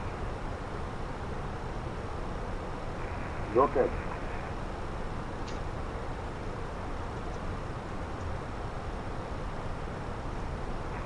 Station calling Russia Control 3D. Eastern Control, this is Aurora 7-1 manner request. Seems that a lot of people are flying the Aurora call sign, which is quite nice. I think everyone's discovered that today. Alright folks, I'm just gonna leave you here for a few minutes and we'll come back to the stream shortly. Thanks for joining me. 15 minutes, make myself a new cup of coffee, maybe even 5, and we'll be right back. Echo 2 Alpha arrival, direct.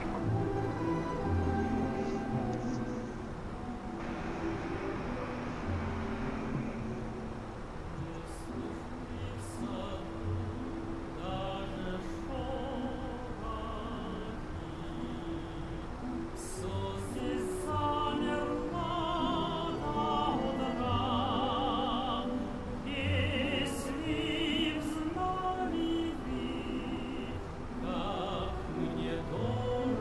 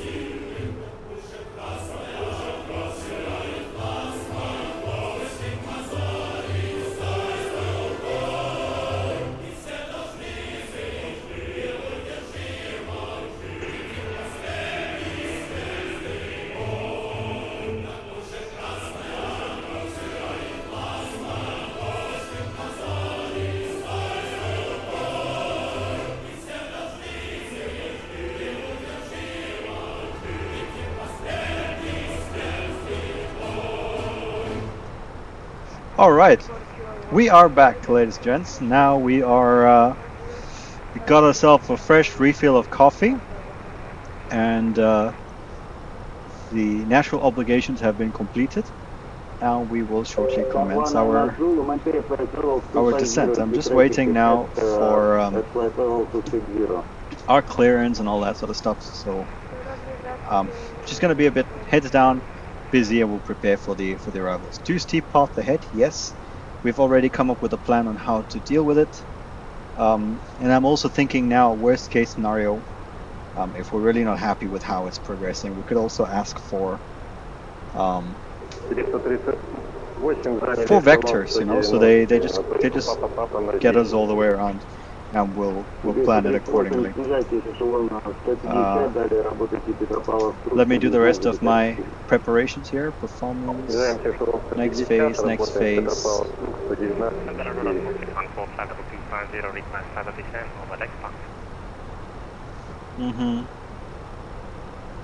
There should be an ATC soon. One hasn't been provided yet. Last station to ID. That's okay. Variable 1 meter per second was the last one, I think it says. Expect Isla Zulu approach runway 16, right? Okay, so well, they've specifically said Isla Zulu approach, so let's go ahead and change that. 4614, distance flight level 140. At flight level 140, contact radar 120.6.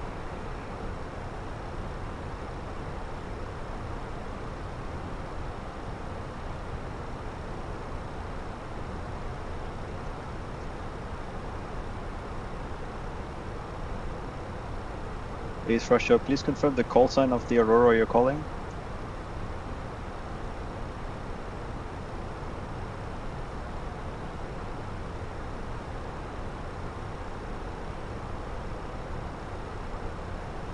Okay, so we're standing by. I thought he was calling. I heard him calling an Aurora. I assumed it was us, but I guess not. So Isla Zulu approach is now in. Aurora 934, работайте Petropavlovsk, 119.4.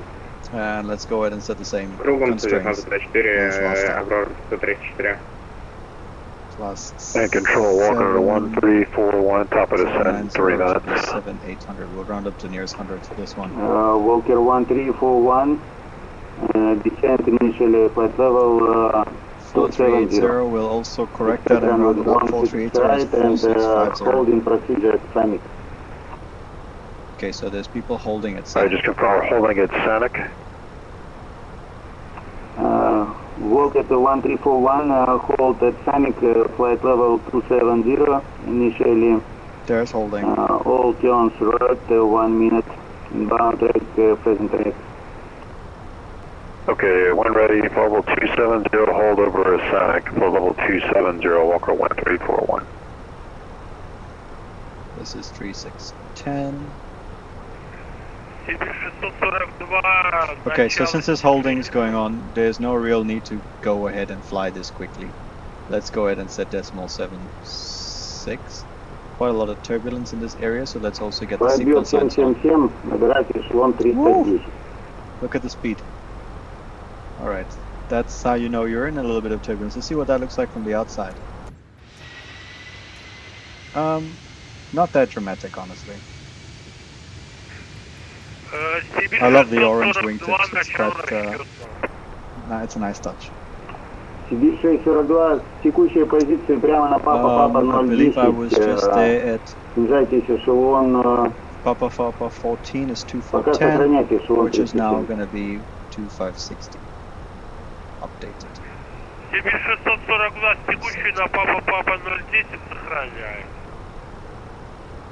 Did I get this already? 3610, yes, it was corrected. So everything's corrected. Now I just need to correct the missed approach. Missed approach, the holding is going to be at 7620. Above 7620, which I'm going to go ahead and set 700. Insert. QM 17 Lima, is Russia Control, climb and maintain flight level 340. 7700. That's the altitude corrections for the cold weather that's being discussed at the moment. Plus 7700 here as well. Plus 7700 is already in. 7700. Good. So Uniform Hotel Papa 16. Right. Okay, so it definitely sounds like there's holdings. One Zulu, climb and maintain flight level 330. Yeah, definitely holdings. Can you give us an altitude from like 270 max because that's too high for us? Climb and maintain flight level 270. Very well, thank you. Okay. It's not looking too good. Variable at 1 meter per second. Let's go ahead and put the worst case scenario. So that's going to be 3402, which puts it as a tailwind. Temperature is -2, -2 degrees Celsius, and the QNH at the moment is.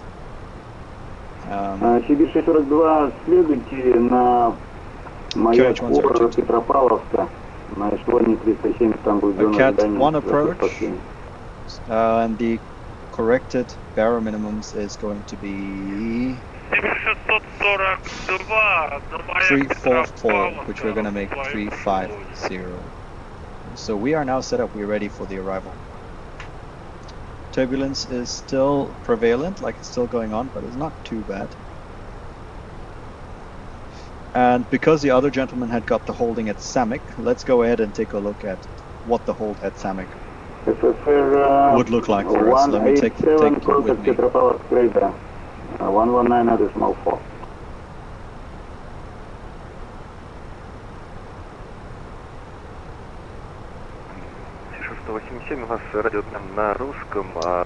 Okay, I don't see a hold at Samek, to be honest. Да, 187, подтверждаю. Переходить Петропавловск круг 119,4 будет ожидание на кругу. So I'm looking through all these charts now just to see if I can find a hold at Samek. Спасибо за контроль, хорошей смены. До свидания, 187. Nope. Maybe this arrival from Samek has a hold in it? No. Okay, so yeah, I'm not really sure what the hold is going to be. Сибирь 61, так работайте, Петропавловск круг 119,4. So that's just that would be some information that I would like to hear earlier from the air traffic controls, so I can decide what to plan for. Let's go ahead and look at these charts that I have to see if I can. I mean, I don't have the Uniform Hotel Papa Airport to actually take a look, but let's see. Where is he climbing? East Russia Control Aurora 1605. Aurora 1605, East Russia Control, go. Please confirm if there's holding expected at Kamchatsky. Yes, expect hold procedure at Papa Kilo VOA at your flight level 390. All turns right 1 minute. Okay, we'll join hold at Papa Kilo VOR at flight level 390, turns to the right 1 minute. Request 2 minute legs, Aurora 1605. Approved. 2 minute legs approved, Aurora 1605. Okay, so the hold is now at the Petropavlovsk-Kamchatsky VOR at my flight level, which is strange to say the least, because when you hold at the high altitudes that we fly at and the speeds that we need to fly at, the holes become really wide, like entire islands wide, so it's like entire districts wide, so it's quite strange that they do want the holes at 390, because if you stack us lower, you can get more people in, but okay, so be it. I don't have a full overview, of course, and okay, so I need to ask another thing. East Russia Control, Aurora 1605. Aurora 1605, East Russia Control, go. Okay, we just want to confirm the inbound course for the published hold at Papa Kilo.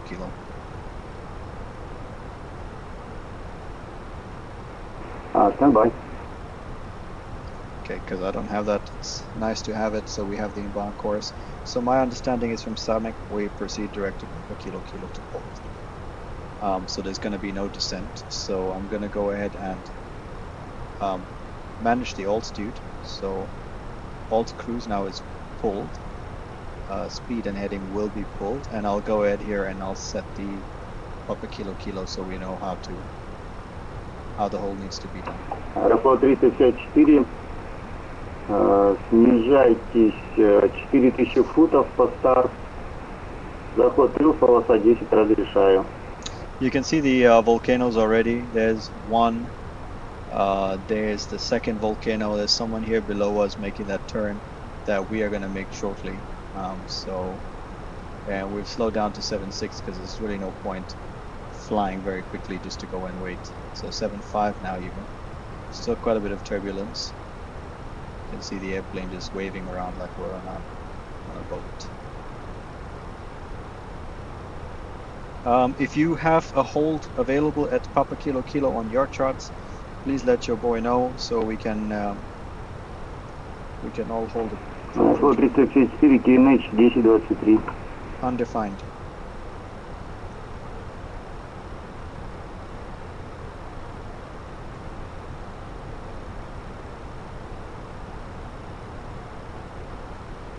Oh no, there is a hold available.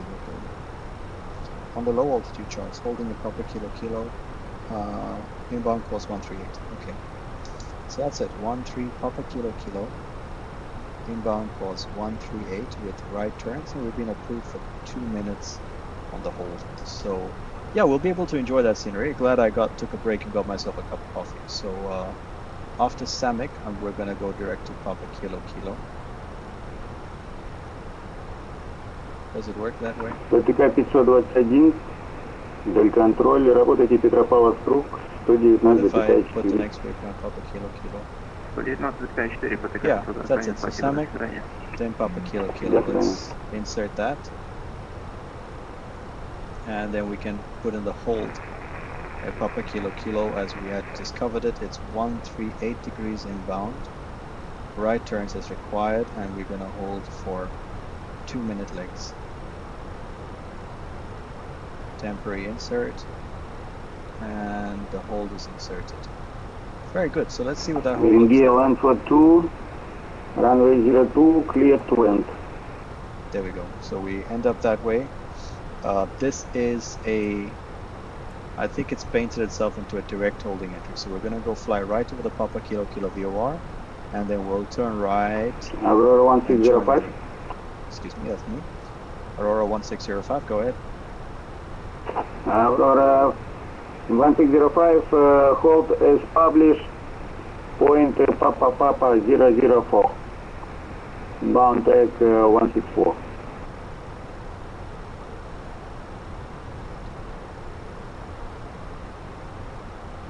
Okay, hold at Papa Papa. Sorry, say again, waypoint for Aurora 1605. Aurora 1605, hold at Papa Papa 004. Hold at Papa Papa 004, inbound 064, Aurora 1605. Okay, I need to find this now.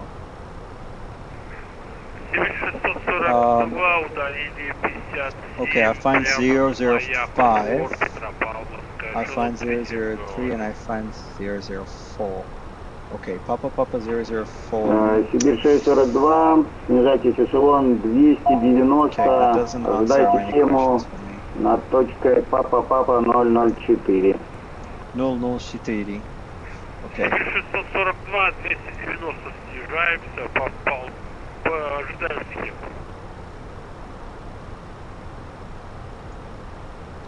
East Russia, Aurora 1605.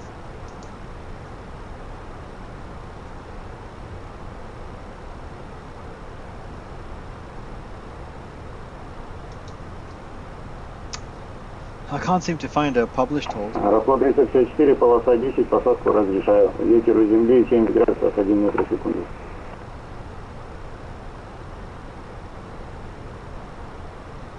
Can't find a published hold. Аэрофлот 6021, даль контроль, здравствуйте. Набирайте эшелон 370. Oh no, I find it 164 inbound, right turns. Okay, so that's fine. Здравствуйте. So that's a change of plan again. Разрешаю. Gosh. So we're now clearing all of this, and Samik is going to be cleared. We're going to insert that and we'll see. East Russia Aero, Aurora 1605. Aurora 1605, go. Okay, we confirm hold Papa Papa 004, inbound course 164 with right turns. Please confirm. That's affirmative, sir. Okay, and we just want to check after Samik, proceed direct Papa Papa 004. Affirm. Thank you. Okay. So after Samik, we're going direct to Papa Papa 004. I mean, it's sort of obvious, but at the same time, you want to cover your own back, make sure that this is actually something that's heard. A lot of Papa Papa 004 is available. We don't want to go 3,000 miles. The closest one is 119 miles. And that's where we're going. So we're going to go there, and we're going to insert that, and we're then going to join the hold from Papa Papa 004, which on my chart is 164 degrees with right turns, and a minute in the legs is, I mean, it's okay, so we can insert the hold. Good. Next, I want to know how long I can actually hold. Is there something with the A320 that tells you how long you can hold at a certain waypoint?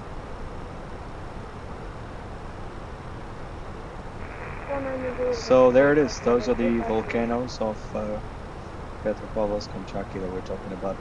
They look magnificent. In fact, they quite remind me, the conical shapes, 1, 2, and 3. They remind me quite a lot of Mount Fuji.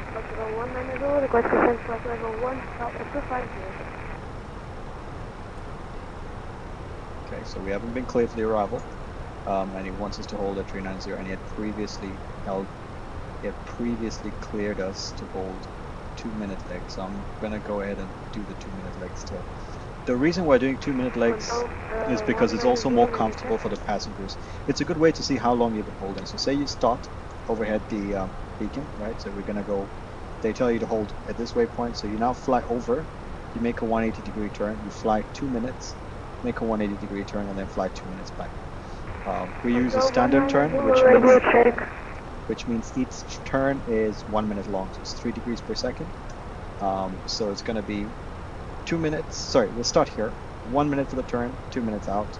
That's 3 minutes, 4 minutes for the turn here, and 5, 6 minutes back on. So we know each hold is 6 minutes. Stand on your choice. Keep rolling. I wonder if he's the only one controlling, because that would explain why he's now gone into hold. Let's see. Good day. Nope. We Petropavlovsk ground. Walk at 1341, descend by level 250. But this probably goes because the 1341. airfield is quite busy, I think. So let's see. That's our top of descent point. We are not going to descend at this point. Let me get to the hold, and we're going to request something called. We're going to request an EFC, which is what they estimated time of arrival is. And based on their estimate, we can decide if we have the fuel to hold on or not. 1700, так точно. Желательно, конечно, соблюдаем полетный план.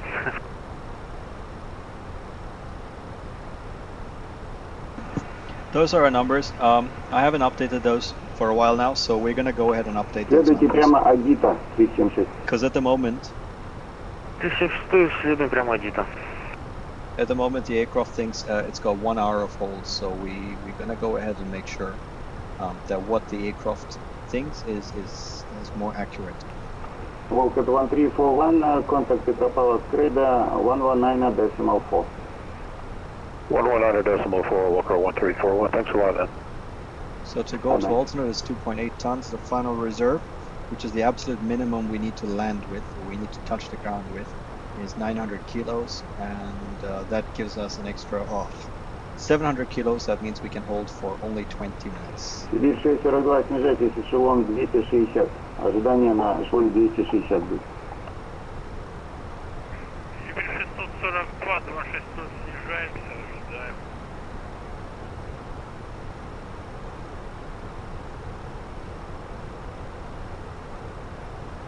Okay.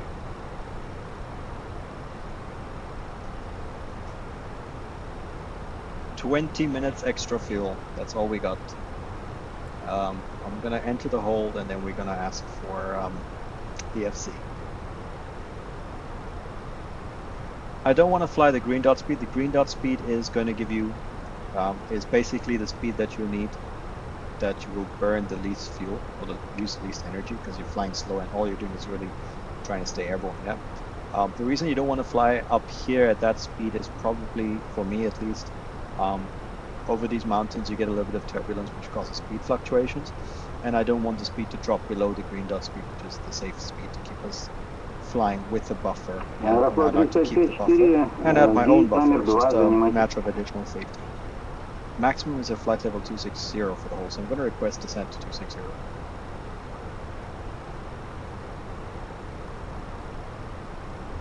East Russia, Aurora 1605, request descent, request flight level 260.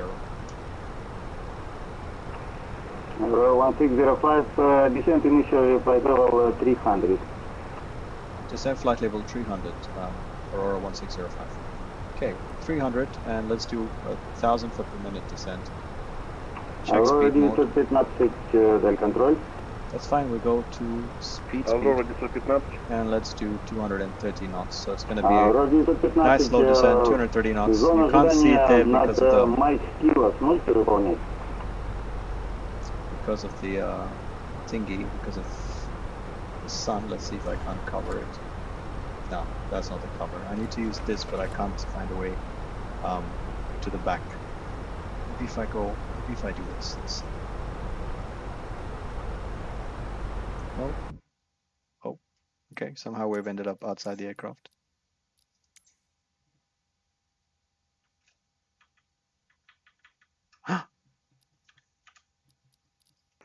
Oh my god, I've entered slew mode. How do I exit slew mode? Quick.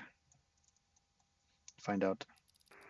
Aurora 915, текущей позиции прямо на Майкила следуйте, по готовности снижайтесь, эшелон 250.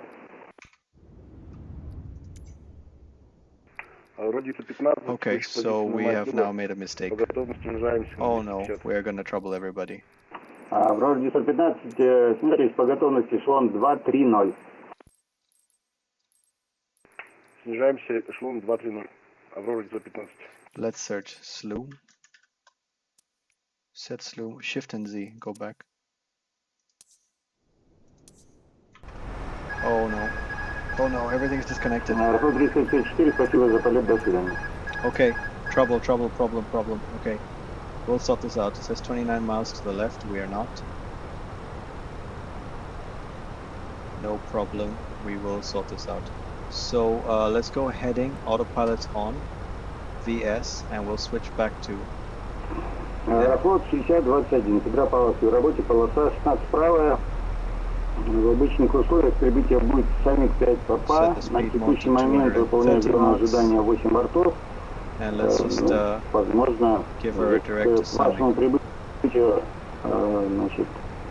обстановка разрядится. Okay, apologize for that, ladies and gents. It was not part of the regular programming. So let's not do anything new. Let's just be not heroic. So speed VS 1000 and nav. I don't think air traffic control has noticed, or even if he has, I don't think he minds. But I seem to have displaced the aircraft a little bit. So shift Zulu. That's the control for slow mode.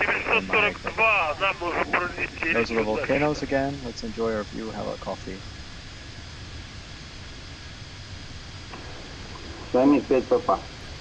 Okay. It's the first time I've ever been on slew mode. It's not a mode that I like to use particularly, so shocking to say the least. Sierra Alpha Mike India Kilo 5 Papa.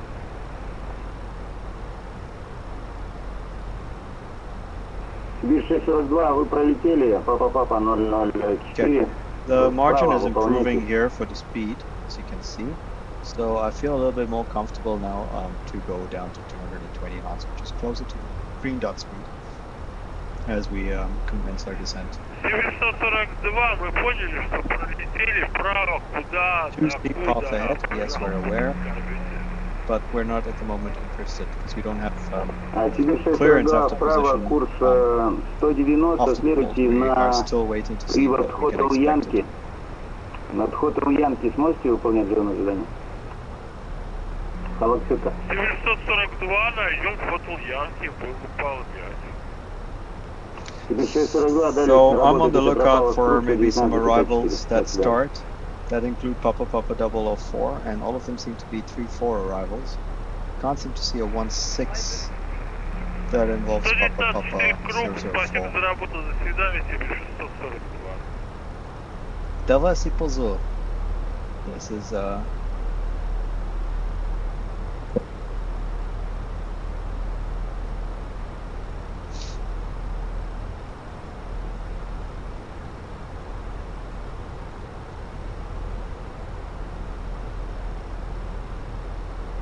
So that's why the path here is expecting us to descend because it wants us at Samek below 250.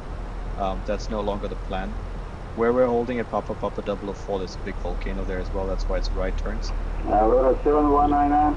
Left turns we say no. Expect Adeka 2 Alpha arrival for runway 01, descent flight level 100. Okay, so he's also controlling, I think, the other airfield all the way there, which obviously causes him which obviously means he's really busy. But in all sense, he seems to be doing a really good job of managing all these guys. Just taking a look again at the latest weather conditions from 11. They're expecting island pseudoburst still 169.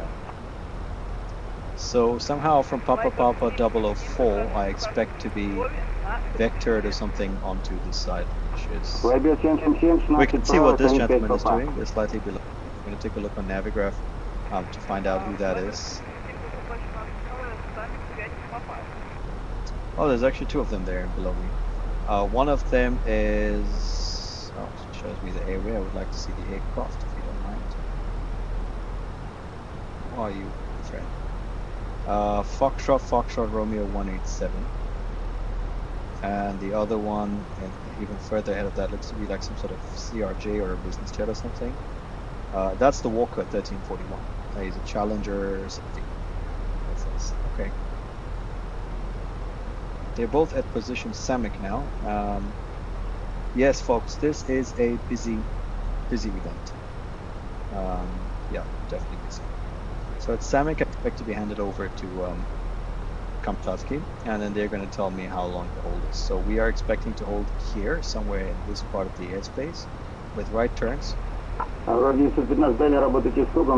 puts us very close to the volcano there. Aurora 915, далее круг 119.4 до свидания.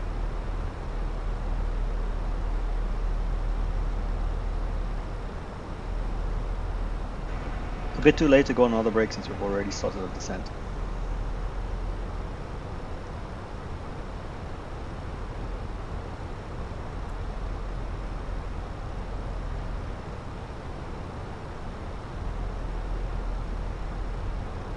Т-76, запрашиваем эшелон 510.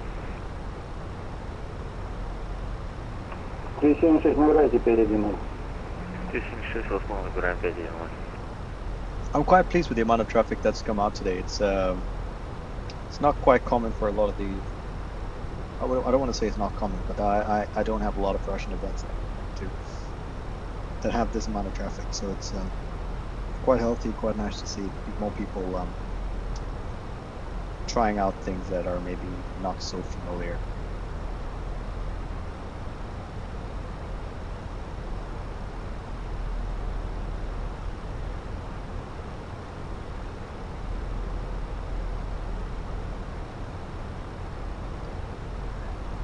We get closer to that mountain. I think that's the one that we talked about.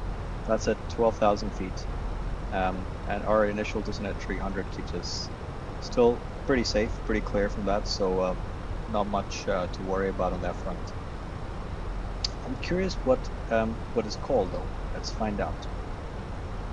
Petropavlovsk-Kamchatsky. And we're gonna go see what the name of that big mountain there is.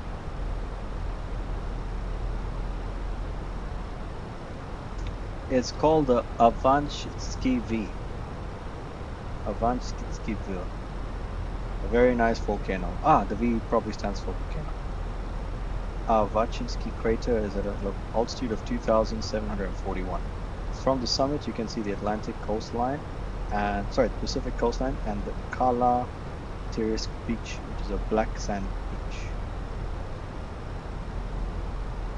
So it's not very difficult to climb, it seems. It requires a certain amount of fitness, but climbable. Russia control, go. How long would it take to climb a 2-kilometer long volcano? Air France 360, expect runway 16 right and hold at Mike Kilo 5 Papa arrival, and you'll hold at Mike Kilo, flight level 270 initially. When ready, descend flight level 270. So everyone's getting like different holes, I guess. Crash copied, Mike Kilo, we're going to hold with the descent to flight level 270 when ready. And just copied, okay, let's go. Runway 16 right for arrival. Up speed here. 210 knots is good enough there.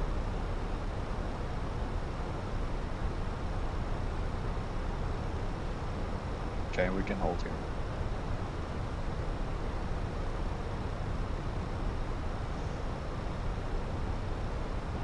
Air France 360 is a 320 Neo that's behind us. They were waypoint Namel. I think they're about 10-15 minutes behind us in total, and they're going somewhere else to hold. Mike Kilo, I think, Mike Kilo, Malka to hold.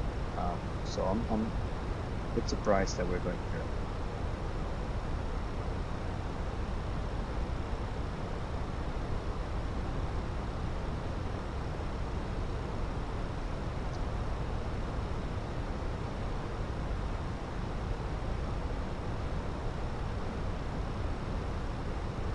So extra 18 minutes of fuel. Okay. So what I'm going to do now is I'm going to take a look at some of the other weather around. Next is Sokol Airport 060 at 2 meters per second, 999, no cloud, -11.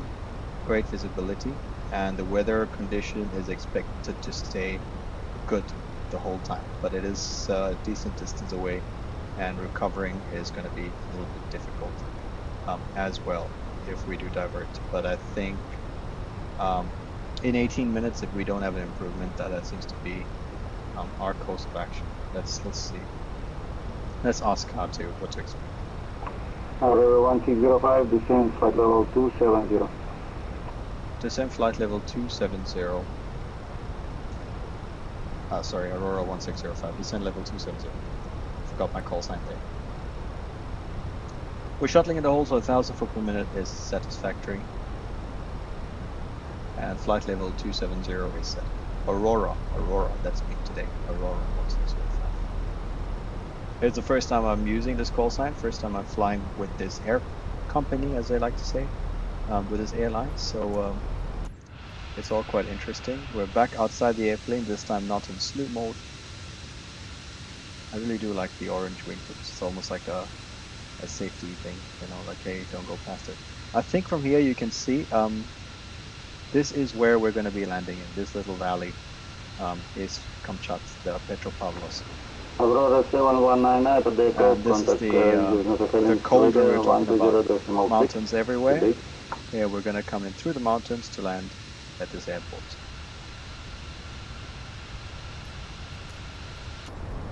Okay, kind of pay attention.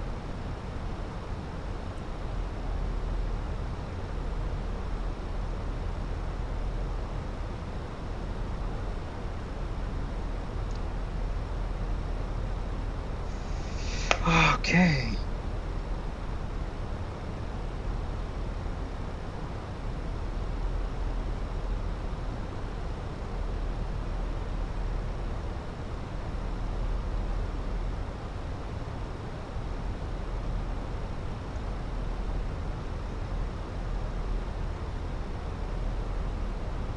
There you go, that's a volcano.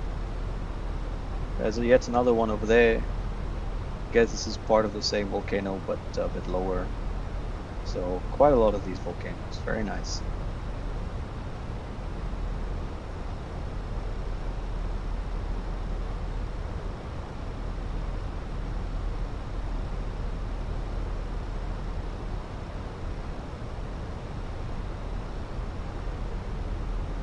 So we're flying right over the airfield. And now might be actually a good time to do a landing performance because we haven't done that yet. Good runway condition code, Uniform Hotel, Papa Papa, runway 16 right, good, we can apply the METAR that was received. Landing weight, okay, so let's say we burn all of that 600 kilos. Let's just use the present weight, we're 57.1 tons, we're only going to get lighter from here. So let's just use the present weight. We can make it with the present weight, or we can make it with low weights. Let's pretend idle, low, flaps 3, and I can land with 2,300 meters, which is satisfactory. So we're going to leave auto brake off for the landing. So here we are, Alt Nav, and we are now joining the hold. I was under the impression that we would make a left turn, sorry, a right turn.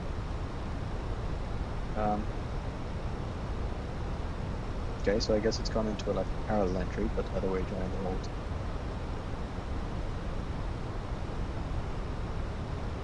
Let's advise. Aurora. Aurora 1605 joining the hold at Papa Papa 004. Aurora 1605, Roger, hold is published and contact radar 119.4. Hold is published, radar 119.4, Aurora 1605, goodbye. Bye-bye. Ah, now would have been a good time to say something in Russian. Спасибо. Okay. Аврора 934, запрашиваем дальнейшее снижение.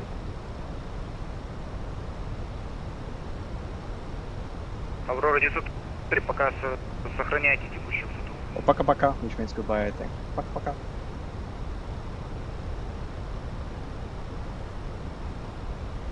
And I believe the call sign for this gentleman is Petropavlovsk approach. Право, курс 350, Аврора 934. Petropavlovsk, Aurora 1605, level 270, holding at Papa 004.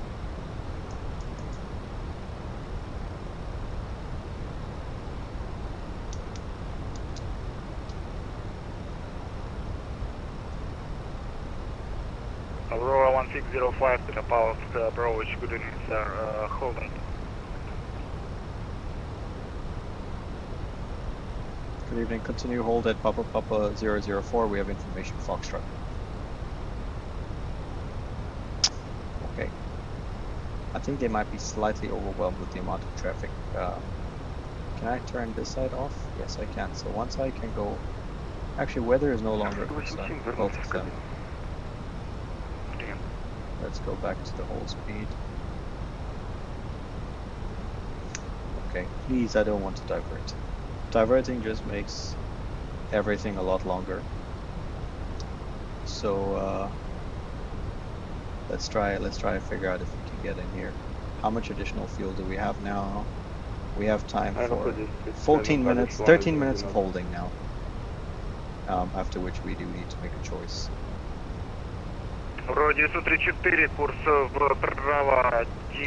That's what I was talking about, setting the green dot at high altitudes, higher altitudes.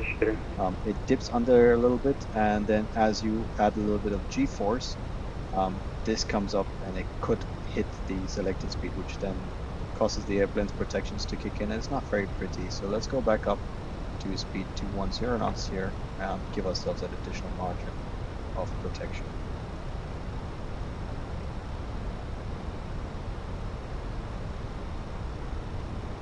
So it seems to have decided for itself to do a parallel entry, which is honestly, which is probably the better choice. Yeah, I think it's a cleaner entry and we get to stay within the holding area. Had we gone for a direct entry, we would have overshot it. So yeah, parallel seems to be... Is it parallel? Come in this way, that's an offset. yeah, parallel entry seems to have been the best option here. I need to review my holding entries for those. So ladies and gents, we are holding, but at least the view is nice. This is why I wanted to use a time offset. So in the real world right now in Kamchatka, it's pitch black, it's dark. But with the magic of Flight Simulator, we can enjoy also good weather, a good hold.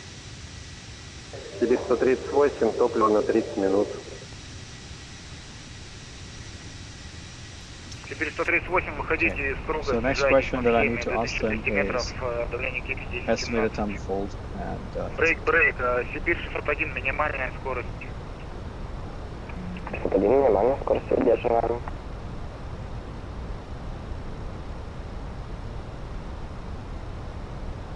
Аэрофлот 10:35, топливо на 15 минут, зону ожидания уйти не получится.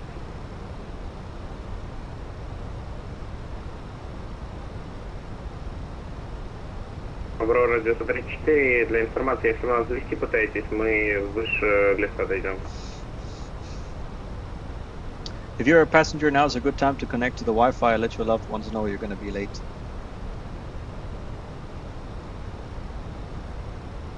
Ah, okay, sorry, I've been had the seatbelt signs on the whole time. You guys can go to the toilet. Sorry. Аврора 934, посад. Аврора 934, далее работайте с Petropavlovsk-Kamchatsky 18-1. What was that? Состав 181, подтвердите, I had a visual glitch there. Разрешил ЛС заход, я вам.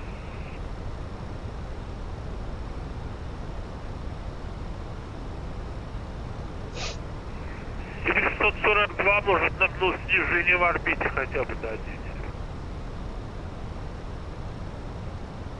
Сибирь 642, снижайтесь, эшелон 110. 1-1 доль в орбите, Сибирь 142. Okay, a bit loud. We're just trying to get a little bit of... Аэрофлот 10:35, дайте нам следующий день требования. So you can hear also the situation with the air traffic control, how we're doing. So let me... And approach Walker 1341. Any chance for lower, or are we going to be stuck up here at 25? Аэрофлот 1035, вы сохраняете текущий курс? Okay guys, I think this is starting to smell like a diversion already. If that Walker, who was about 5-10 minutes ahead of us, is still holding, there's a good chance that we are going to end up holding. I'd only taken 10 minutes additional fuel, so we are done, I think. Tango 1341, you look there, alternate exactly point now. Any chance for lower or level 250? I don't think I want to go lower, to be honest. I think if they don't have a plan. Yeah, we're just looking for a lower altitude for Walker 1341. Tango 341, by star descent 2200 meters, QFE 1017. Okay, so here we have a problem. So they are using QFE and meters. So, okay. Alright, you want me down to 2200 meters? 2200 meters, okay, cool. 5721. Alright, so... 2200 meters. Alright, so it's on meters, so additional... Alright, 2200 meters and 1018, I think, was the QNH. Only QFE. QFE. So that's additional trade. So if they give you QFE, you need to use a QFE value and convert it to feet in QNH. It's not great. 2,200 meters. Calculated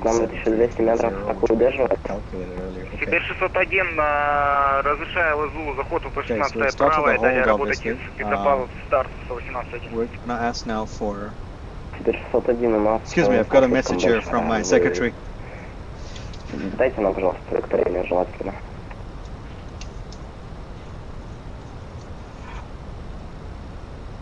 So my message has been received. Thank you, Secretary. If you're watching, what you've asked me to do has already been done yesterday.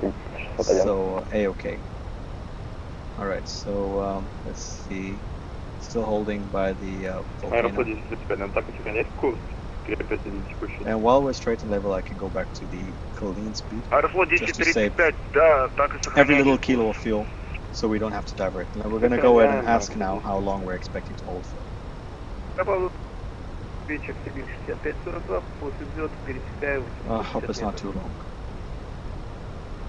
Сибирь 665-42, Петропавловск, круг. Добрый вечер, опознанные. Продолжайте по схеме эшелон 110. 110. Эшелон 110. Сибирь 6542. Approach Aurora 1605.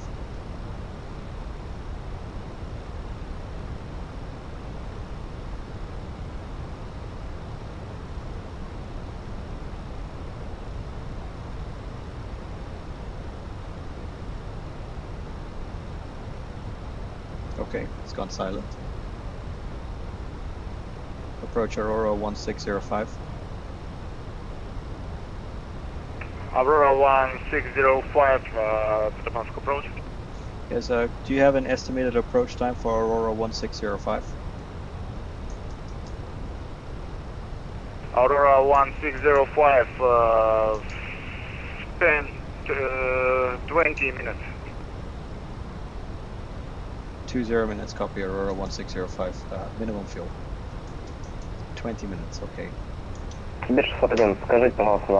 Okay, so we need to do some math now, right? So he's told us we need to wait 20 minutes for the initial approach time. I have fuel for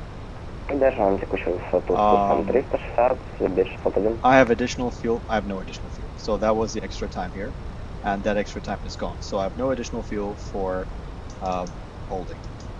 So now is decision time. Do we go? Do we stay? So I am opting to stay because the weather is good in Petropavlovsk. I have a decent idea that we are going to land. Minimum fuel has been declared, so they know that we cannot accept anything more than 20 minutes. So let's go ahead and figure out how I came to that calculation. So at the moment I got 4.1 tons of fuel remaining, and each engine is burning 940 per hour. So in 1 hour I'm going to burn 1.8 tons. So 4.1 minus 0.9, which is the final reserve, I really have only 3.2 tons. Divided by the 1.8 that we're using, technically, if I've decided that I'm going to give up on going to the alternate, I can hold for 1 hour and 42 minutes. And that within 20 minutes is fine. So let's say 1.8, which is how much we're using, times 0.3. So we expect to actually use 540 kilos below this. So it's 4,100 minus 540 kilos. So I expect to land with 3.5, yeah, which is well above our final reserve of 0.9. So at this point, instead of using the fuel to fly 1 hour away to our alternate, I've decided that I'm going to let go of the alternate, and we're now instead going to spend the fuel holding. I'm going to go ahead and start a timer. At 20 minutes, we're going to call him, and we're going to set actual timer, so it goes ding ding ding here for 20 minutes as well.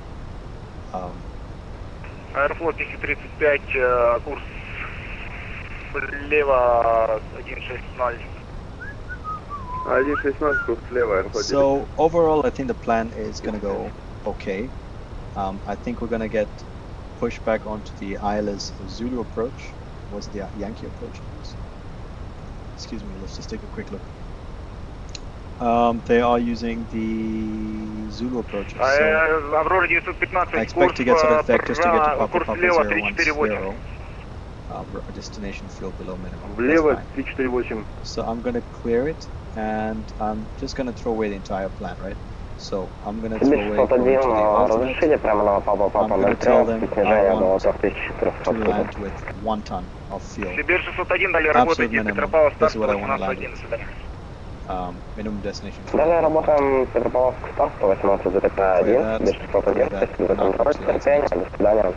And it's going to let me know when we are. 1 ton of fuel. 1 ton of fuel, landing fuel, I declare minimum. Oh, sorry, it's 1 point. Yeah, 1 ton. At 1 ton, I declare Mayday, and we go into land. Doesn't matter. In the meantime, since we're just holding anyway, let's go look at some other Airport airports that may be available heading around the area. Heading to left 143, 140. Didn't catch that.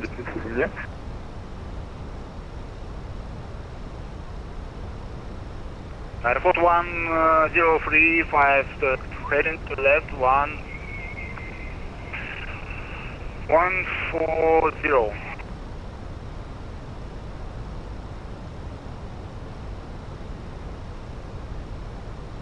Airport 1035. Yeah, approach to Air France 360.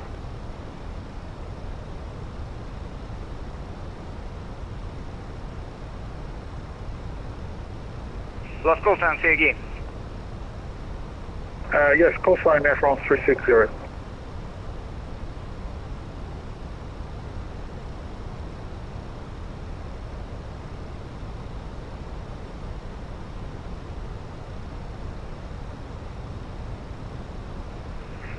Сибирь 642, здесь любят объявлять, у меня топливо часа до 4.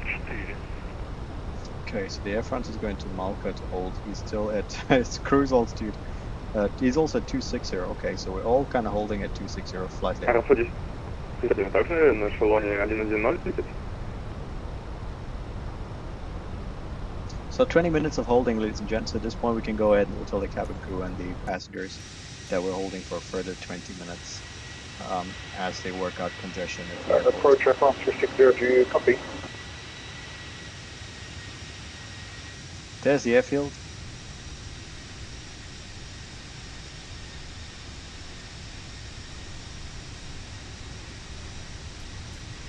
I don't know about you, but I think they might have been slightly surprised with the amount of traffic that is actually now flying this event. I think it needs to be a little bit managed in terms of when you depart from your destination, so you can time it appropriately. Because what's happening now is everyone has just shown up at the same time. And there's just, I see a 1, 2, 3, 4, 5, 6, 7, 8, 9, 10, 11 airplanes holding to land. Via star 2,200 meters, QFE I'm going to look to see if there's 1017. anybody departing.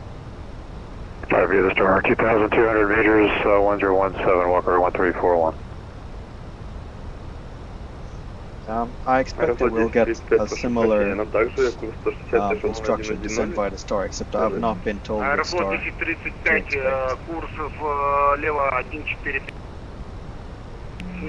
at the moment it's only arrivals that they're now dealing with.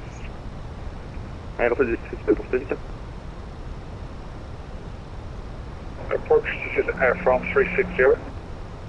Аэрофлот 1035, курс влево 145, снижайтесь 1200 метров. Разрешаю ЛСУ заход, 16 правая. Okay.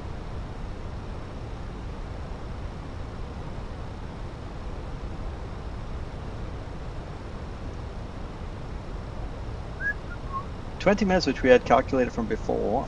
We said it's going to be 6 minutes per leg, so it's going to be how many holes now? 20 divided by 6. It's about 3 holes. And we'd already done, I think, 1. So in the end, we end up doing 4 holes. And we're at a situation now that we are not able to go to our alternate anymore. So we're essentially now committing to land. Like, there's nowhere else we go, just our destination. Аврора 915, курс 315. Ish, because we still have 3.9. Technically it's 3.7 that they want us to leave. So I'm a bit curious where I came up with this number 3.3 on landing. Аврора 915, вправо 130 градусов. So at the moment, going to an alternate is still okay. We have another 200 kilos before we decide. So that gives us how long? 200 divided by 1,600. 7.5 minutes. So we have about 7 minutes to decide if we actually want to go to our alternate or not. And today we're not going to go to alternate. We're going to Прошу прощения, далее работайте с Юником 122.8. We're gonna carry on. We're gonna be brave. Далее Юником 122.8, спасибо за контроль, всего доброго, все 50. Is this legal? Yes, it is. It's absolutely legal. Air France 360, control perimeter hold, Mike Kilo 270. I'm in the hold waiting for instructions. Yes, us too. We're all just Аэрофлот 1035, работайте с Petropavlovsk-Kamchatsky 118.11. 118.1, еще раз, прошу прощения, до свидания, все наилучшее.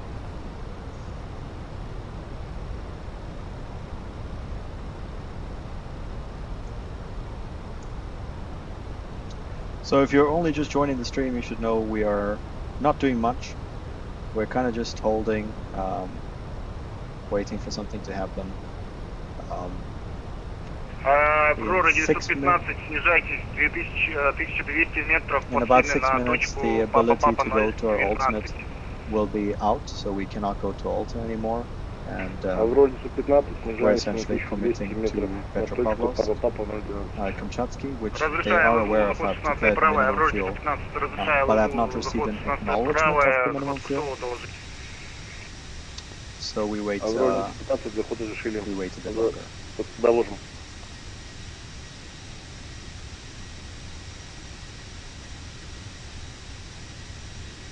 Aeroflot 1605, heading to left 350. Confirm Aurora 1605. Aurora 1605, heading to left 350. Left turn heading 350, Aurora 1605. Alright, so we've taken us off the hold. We're now making a left turn heading 350. Which is interesting, I'm not really sure what the plan is. So heading 350 is set.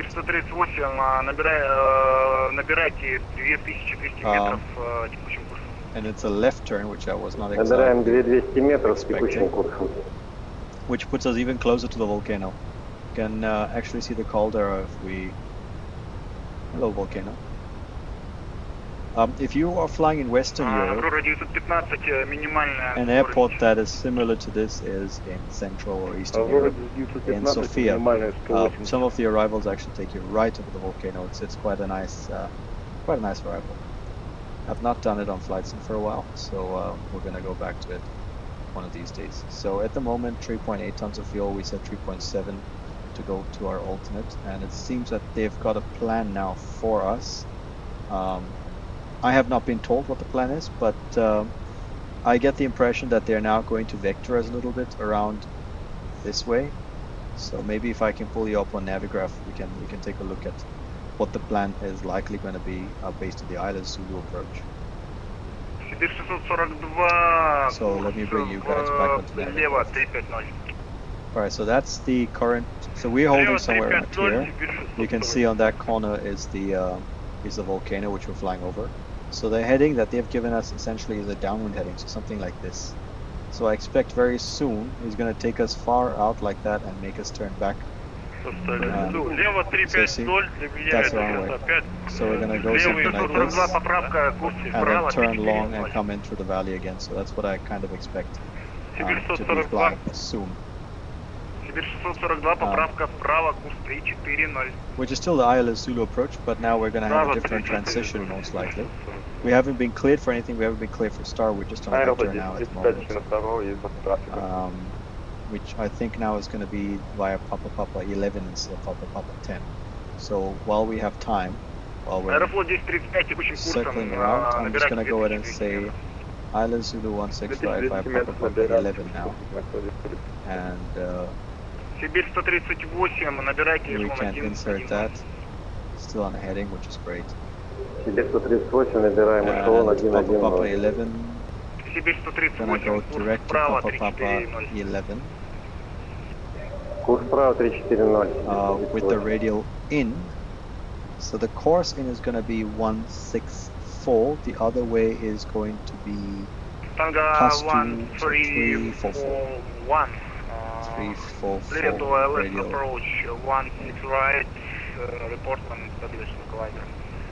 Alright, clear, Zulu 161 report established, Walker Gonna insert 1341. that. Go back to heading. There we go. So yeah, that's sort of the line that we expect in our fly straight Approach on. from 360, And turn holding here. in Mike Kilo, descending flight level 170. Good. We now need to, because I've once again reset the arrival, we now need to go ahead and put the altitude correction.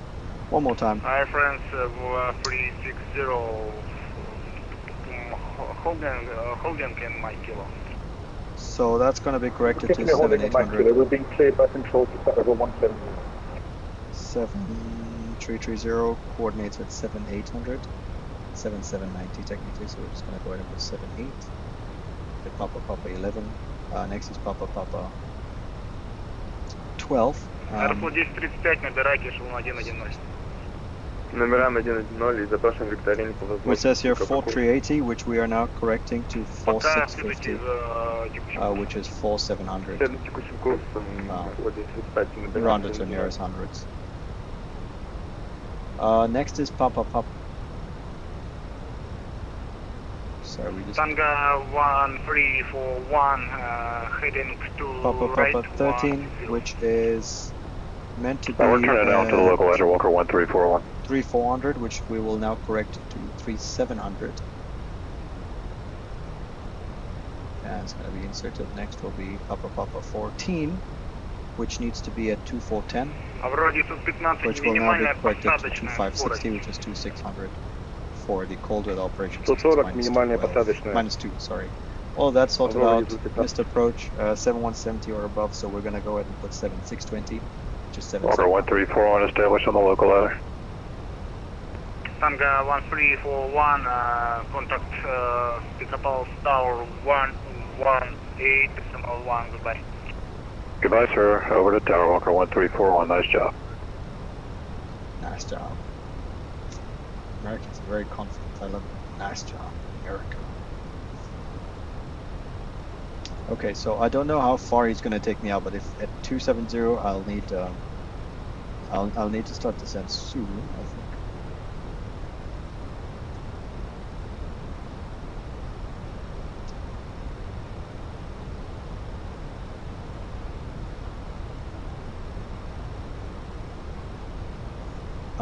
This is kind of not quite right. So there's another 6 minutes to the 20 minutes of hold that he's told us about. 3.7 now. That's it. Our alternate is out. We are only able to go to Kamchatsky. And I know he knows, but we are just going to go ahead and advise him again in the field. 438, но вы даже до точки Папа на 10 не долетите. There's another volcano ahead of us. Over there. Oops. Over there, far ahead. Давайте попробуем вас посадить. Давайте. Approach Aurora 1605, minimum fuel.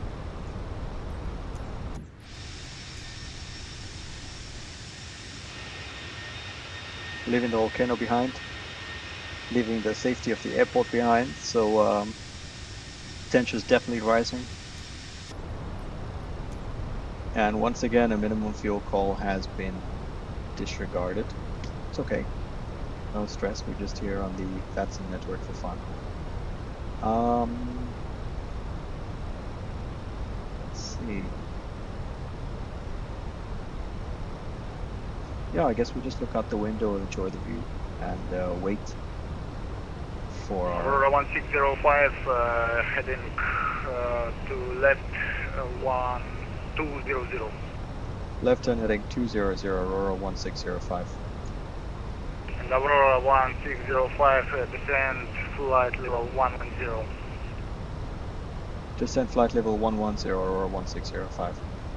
Okay, I don't know what his plan is, but I would like to get down to 100 quickly. And left turn heading 210.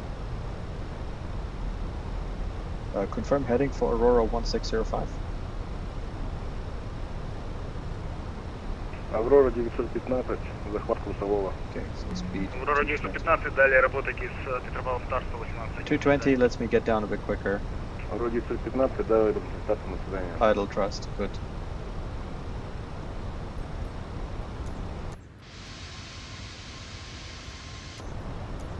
Approach Aurora 1605, please confirm our cleared heading. Aurora 1605, heading 230.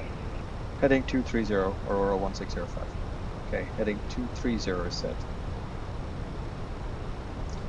Dexterity is a little bit difficult. Aurora 1605, minimal clean speed. Minimum clean speed, Aurora 1605. Okay, so this is minimum clean speed, 202. Unfortunately, this puts me a little bit high on the localizer, so we're going to use the whee. We're not. So you see how the speed behaved there. So our clean speed is actually below the yellow bug, so we're going to fly this as a clean speed at 210 knots. And the reason that happened is because I pulled the speed brakes out. So there's an additional G loading on the aircraft. So if I pull it all the way, the aircraft will not be able to maintain the speed. So there we go. You can see the spoilers are coming out a little bit there. And we are expediting our descent to get down to level.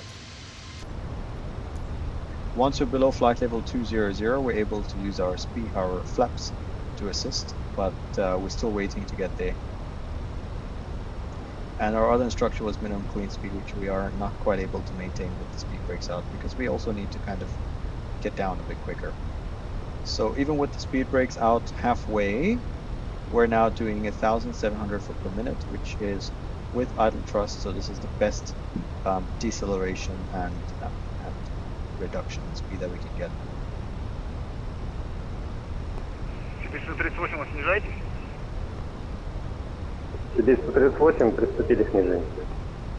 I really hope he's not going to clear us from approach from here, because it's very unlikely we'll make it. I have 30 miles to go to the airport, which means I need to be at 9,000 feet, and I'm about 2.2, so more than twice the height I need to be, and it's going to be impossible to get down to be able to comply with that. So I think the air traffic controller knows it, and we're now going through the extended. 38, курс вправо 090. 138 вправо 090. Сибирь 138, снижайте 1200 метров, 1017. Снижаемся 1200 метров, Сибирь 138.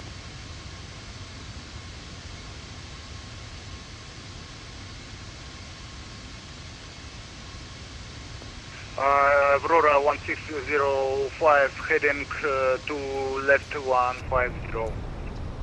Left turn heading 150, Aurora 1605. Okay, left turn 150. Сибирь 138, курс вправо 110 градусов, ускорите снижение 1200 метров. So yeah, that's the problem. So he wants us a minimum clean, which is selected to be 210 knots, but because we're high up and the air is a lot thinner, not as dense, the actual speed we're doing over the ground is 274, and this is the slowest I can fly. So yeah, I'm sorry, I can do 205 now to maybe assist a little bit, but by the looks of it, it seems that we are highly unlikely going to be able to do a direct. No way. If we're cleared for it, we're not going to accept it. That timer you hear now is the 20 minutes for the initial fix. Aurora 1605, heading 130. Left turn heading 130, Aurora 1605. Okay, this is not going to work out.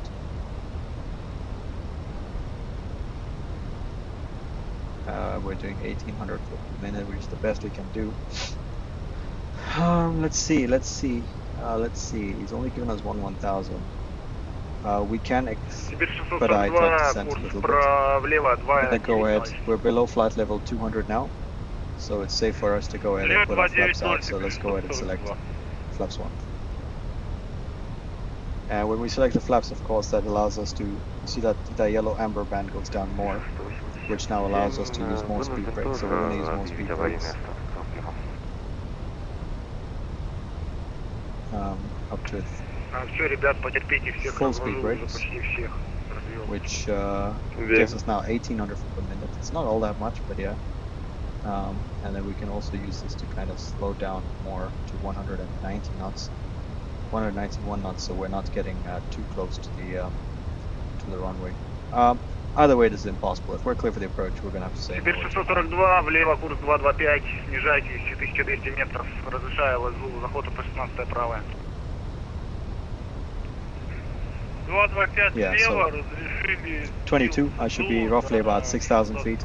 I'm here almost at 180, which Aurora is... 1605, heading to left 090. Left turn heading 090, Aurora 1605. So it seems she's giving me box vectors to descend around the in the valley. So it's in my interest as well to keep the flaps out. Anyway, it's idle and the engine's only using 600 kilos. So 720 kilos, both of them, 720 kilos per hour. And I have 3.6 tons of fuel, so that gives me, at this rate, with idle thrust, barely any fuel usage. So we're happy with this. Of course, if at any point we're leveling off at 110, I will take the flaps up and then we'll speed up back to 210 knots, just so we don't lose the flaps. Oh, still full speed. Теперь 642 после захвата курсового работайте с вышкой, с стартом 118. It's supposed to be an hour and 30 minutes of flight, and we're now at 2 hours and 11 minutes. So overall, we've been holding for a decent chunk of time. Let me go back and remind myself. 1 hour. Aurora 1605, heading to left 130. Confirm left heading 130. Okay. Turning left heading 130, Aurora 1605. I think he means 310, but okay. Or maybe he's giving me... Aeroflot 1035, курс в... I don't know, doesn't sound correct. Nevertheless, I have asked again, and I've been told left 130, so we'll do it. It's quite strange, to be honest, so this is an orbit.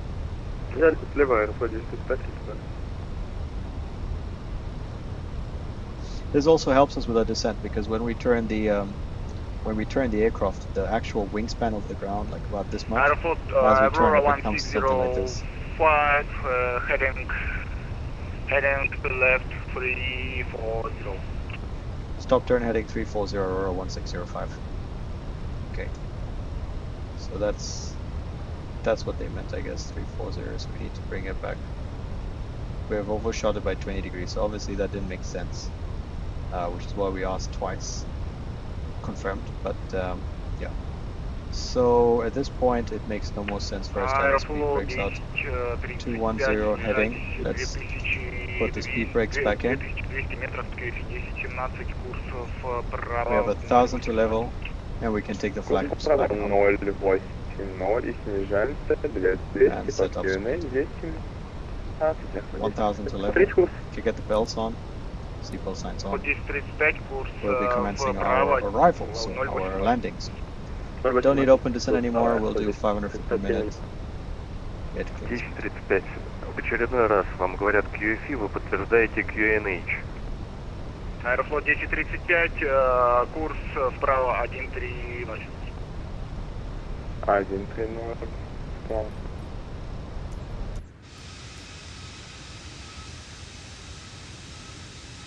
It's not often that you use your flaps as a drag device to get down, and usually once you use your flaps you tend to leave them out there, but it really doesn't make any sense now, especially since we've declared minimum fuel already. Aurora 1605, descent 2,200 meters, QFE 1017.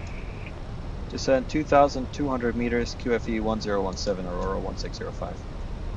2,200 meters, okay, what is 2,000? And Aurora 1605, heading to left 230. Left turn heading 230, Aurora 1605. Okay, let's get the heading in while I find 2,200 meters QFE. Аэрофлот 1035, разрешаю заход по 16 правая, захват курсового доложить. And 2200 is 7219, which we have corrected. 7330, which was where? 7330, which is the same as Papa Foxtrot 11, which is 7800. So we're going to go ahead and set 7800. And we can use the meters conversion here, which is, yeah, so we are now set 3320 meters. Apparently, standard altimetry. Let's get this going down. Let's get going. Aurora 05, heading to left 170 and clear to ILS Zulu approach 16 right. Left heading 170, cleared ILS Zulu approach runway 16 right, Aurora 1605. Okay, 170 is set. We're cleared for the ILS approach, which we Air France don't have yet. Exit Holden and descent via start. So let's go ahead and set direct Papa 11. The radio in, as we discussed, 344. And insert the direct to with the heading. And very soon we'll be on the block. Okay, good. So we are now going in, ladies and gents. I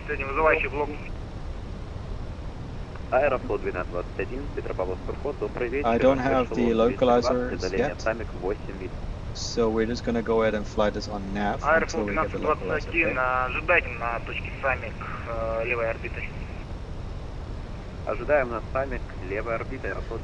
Okay. So it's a good thing we didn't divert, because we'd be on our way now, just to realize that we could possibly turn back. So it's doing this whole right thing, which I don't want it to do, but through transition level, QNH 1010, which is a conversion from 1023, which is a conversion from... You need to calm down, it's okay. I'm not really sure what the screaming is. 1023 is set. Alright.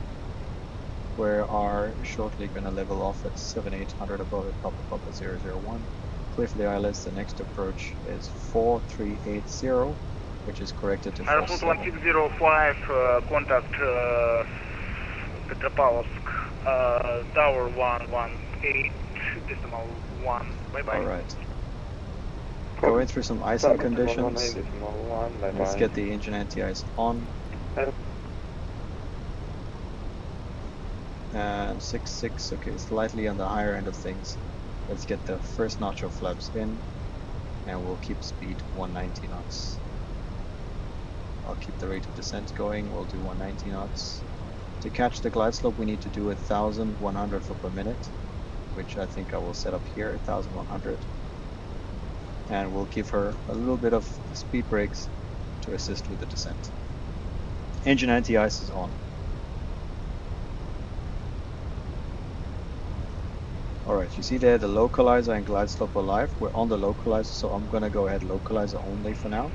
Aeroflot 6252 while we catch the glide slope.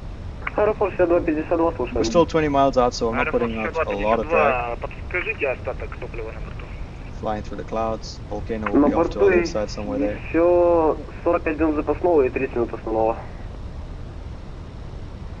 Аэрофлот 6252, спасибо. So this is the ideal glide slope, and we are slightly above it, which is indicated by the yellow. But you can see that pink is coming up slowly, which means we're kind of now coming into the glide, which is exactly what we want, and it seems to be doing.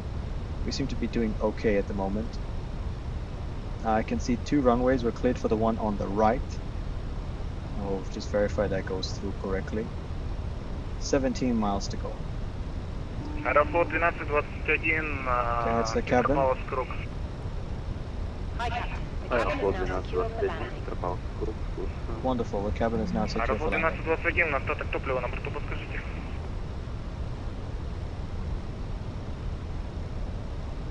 Let's see if you can do 1,200 per minute. You can see that she's not quite able to keep the speed on. принял, спасибо. Ну, уже все чуть-чуть. Next was 3.7, which we can go ahead and set so that we don't level off. 3.7 is set.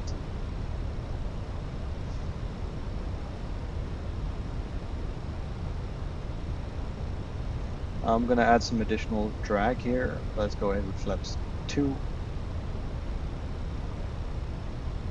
And that's gonna let the airplane maybe descend at 1,500 foot per minute. Let's see. Or she's not able to. 1,300 is good. Who's calling me? Tower. Okay. Approach Aurora 1605. Can we switch to tower? Gear down. Aurora 1605, again.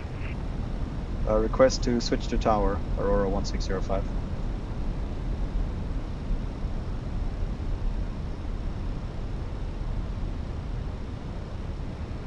Frequency 118.1.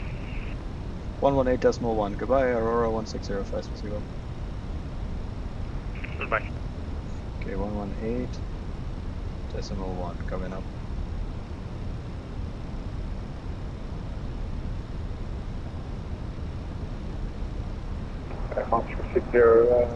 We're gonna go with the approach mode now. We're gonna catch it shortly. Advance 360 again. Switching over to tower. Speed brakes can go in, and speed brakes are armed. And let's go ahead and put up the approach mode. Verify it's active. It's active. Alright, we're established at 10 miles with nothing to show for it. Glide stops captured. And I'll switch to tower now. Petropavlovsk tower, Aurora 1605, 9 miles, ILS 16 right. Alright, we made it, guys.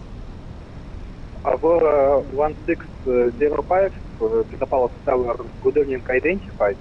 Turn left, heading 090. Left heading 090, Aurora 1605. Okay, this is quite strange. Approach mode's disconnected. Heading 090. And confirm stop descent? Yes, confirm stop descent. Shit. Okay, this is not normal. Heading 090, we'll open the speed window. Speed 160. This is not healthy.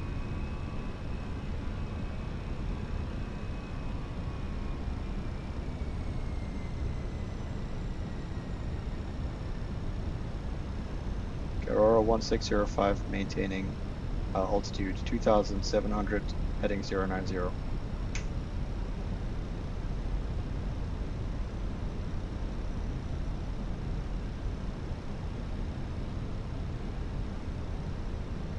Okay, this is not normal.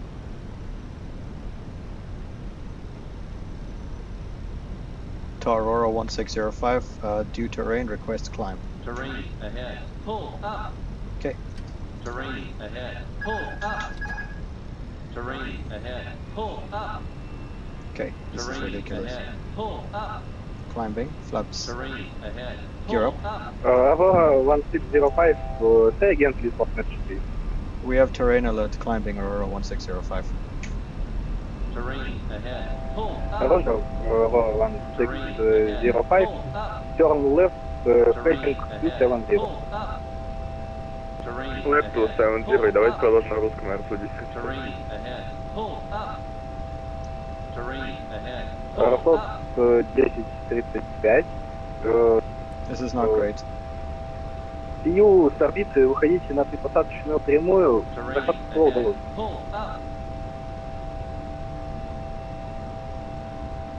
Уходим на прямую орбиту. Доложено захватить посадку на R110.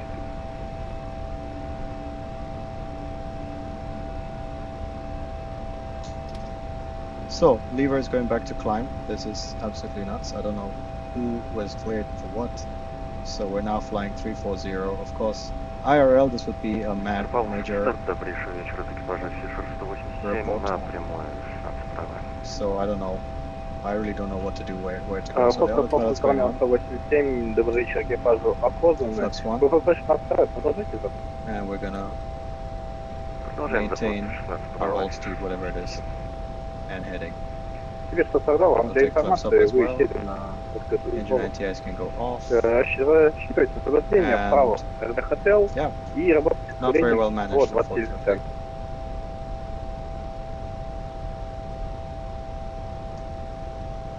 Petropavlovsk Tower, Aurora 1605 request. Please state your intentions. What would you like us to do?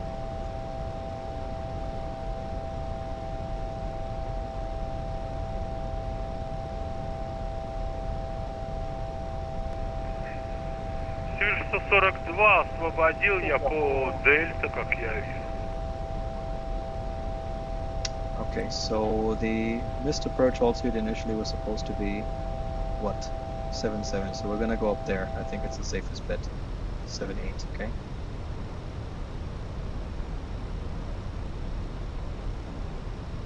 Tower Aurora 1605.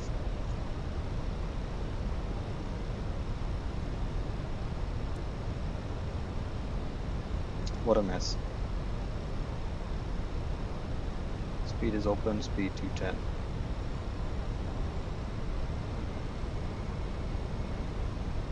Okay, we're gonna clean this up. Gear is up, flaps up. So as far as things are concerned, we're doing okay. Ice was not detected, so the engine anti-ice was turned off. Let's see. Petropavlovsk Tower Aurora 1605. Oh great, he's gone off. Standard Russia. Approach, hello, Aurora 1605.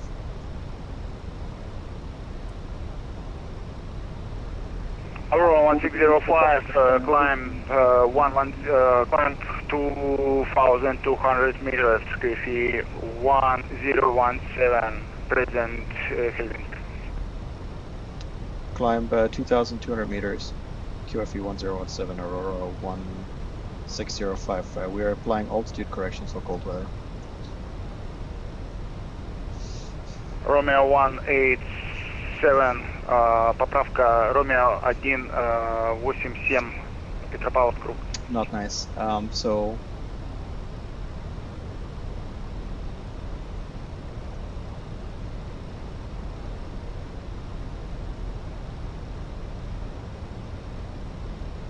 actually very poorly managed by the tower. Why would you also want to turn left? And I'm not sure why. Romeo it's 187, gone Petropavlovsk around. круг.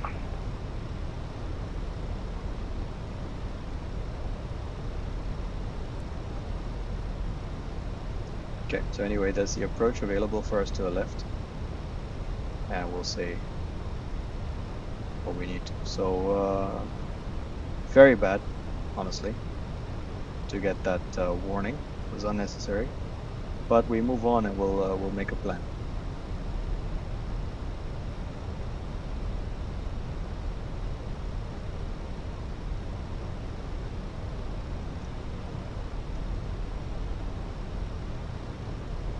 Petropavlovsk Kruk Aurora 1605, we're ready for the approach. Request direct Papa 011. Aurora 1605, direct Papa 01 and descent 1,200 meters. Clear to approach 16 right. Direct Papa 011, descend 1,200 meters, cleared out of Zulu. 16 right, Aurora 1605. I do not understand it. So we're gonna go now direct. Now we'll select ветер у земли переменный 1 метр в секунду, ВП вправо, LS is on, nav is on, so this time should work out well. So well, that was the first time I ever triggered a EGPWS, which is not part of the plan. And of course now I'm not going to reinsert all the cold weather altitude corrections because I'm just going to refer them. Yes, the 7330 was supposed to be 7800, which we're maintaining, which corresponds with 2,200 meters. Actually, yeah, which corresponds to 2,200 meters. That's the plan. Флайбер 77, Petropavlovsk, круг, добрый вечер. По схеме снижайтесь 2200 метров, QFI 1017. Well, here we go. I mean, that's part of the experience, right? Like, it's just absolute chaos. Nobody knows what anybody else is doing. I hope Tower doesn't come back on because that was a mess. Okay. Alright, so I see the localizer is ready. So let's go ahead and on the localizer. The next altitude is 4380, which I'm going to go ahead and set now. Аэрофлот 1221, минимальная посадочная скорость. And we're past it, so we're going to start the descent. Номер 3 на посадку. Oh, sorry, we're going to start an open descent to 45, which is actually 4650, which is 4700 corrected. And we're going to get there shortly. Open descent. Air France 360, wind variable 1 meters per second, 1. We're going to activate the approach phase again.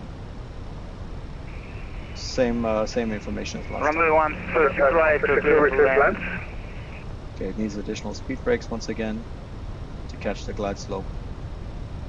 And we'll do it clean this time, and then we'll configure once we're on the glide. So the approach mode is armed as well. We're clear to land.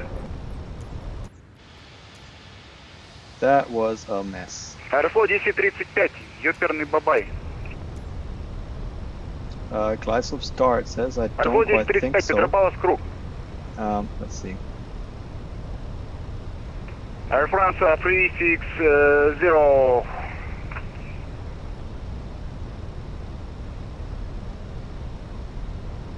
The next is 360. Go around. Oh shit. Air France 360 is going to miss the bridge. Oh shit. Too bad for the Air France. Been there, done that. Air France 360, go around, climb 2,200 meters. Glide slope's going to be captured soon. So at least these guys have got a 2,200 meters.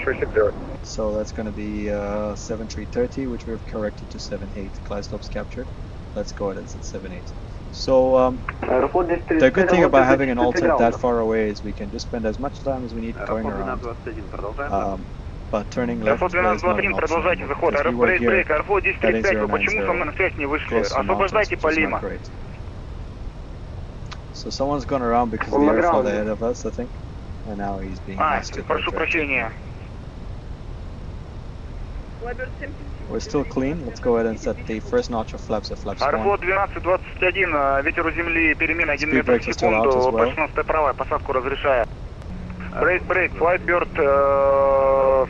3 семерки, 2200 метров по давлению Let's not play around. The gear's going down. Разрешаю ЛСУ заход, ВП 16 They правая. are well not prepared for it.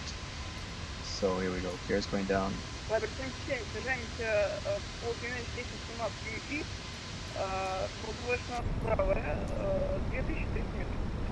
Yeah, so we're just gonna slow down because clearly they're losing the plot up there. So that's the runway again. 1605, поправка.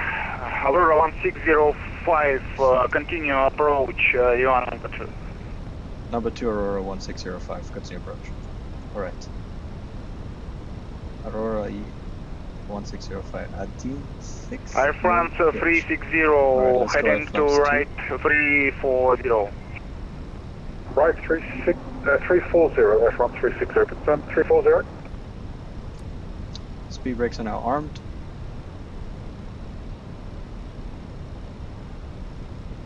To be fair, that was the right thing to say, unable to go around, because having us fly this way, the warning kicked off because it detected within 40 seconds I'd made ground contact, which is why the warning kicked off. Our climb rate was not sufficient to clear the top of the mountain, which is why it kicked off as well. And at some point you can't wait for ATC instructions, so that's why we made that left turn away. There we see the terrain again. That was a cause for the go around. And at this point we are gear down, everything's super stable, and we're going to get this as much time as they want. Продолжайте заход, номер 3 на посадку, выдерживайте минимальную посадочную скорость. Выдерживаем минимальную посадочную скорость, летите на посадку Аэрофлот 52.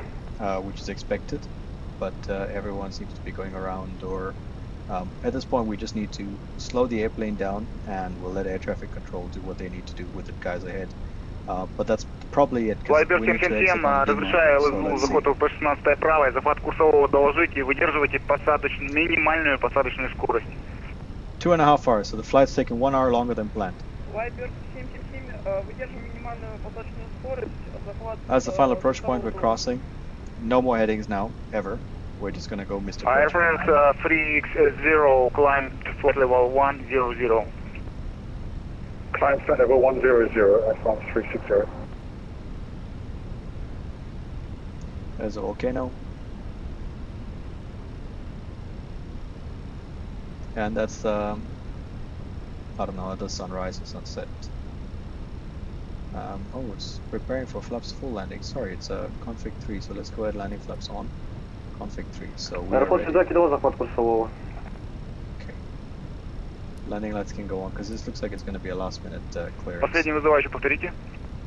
Аэрофлот 6252, заход курсового. We're going to land. Yeah, so... Аэрофлот 6252, продолжайте заход. Я же вам дал номер 2 на посадку. Номер 2 посадку, продолжаем заход Аэрофлот 6252. И Аэрофлот 6252, минимальная посадочная скорость. Выдерживаем минимальный Аэрофлот 6252. He keeps saying minimal, which I assume he's saying it's minimum approach speed, so let's see. 2% on my charger as well here on the iPad. It's taking a decent amount of time, so let's just check here. Aurora 1605, 5 miles, ILS 16 right.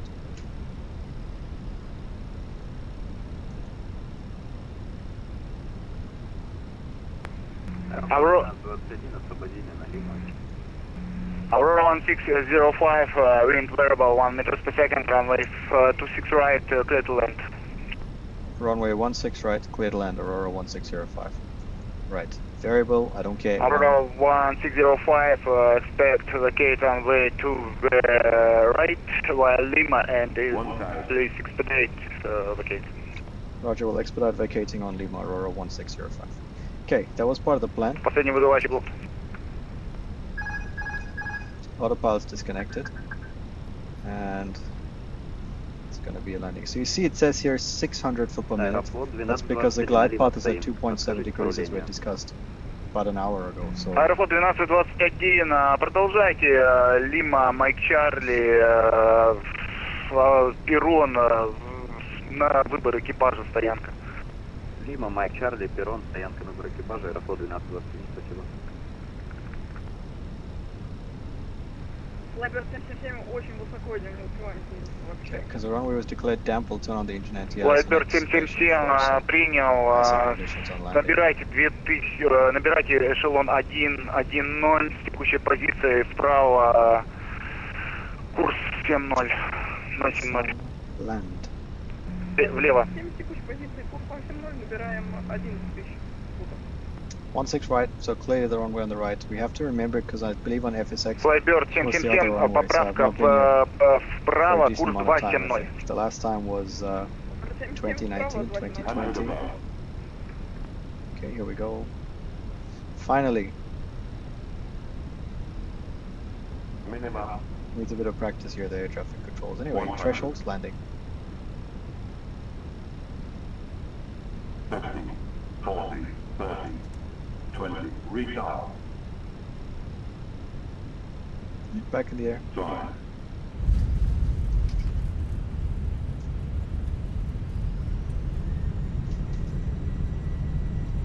Minimum runway occupancy, so we're going to stop on Lima. Get the...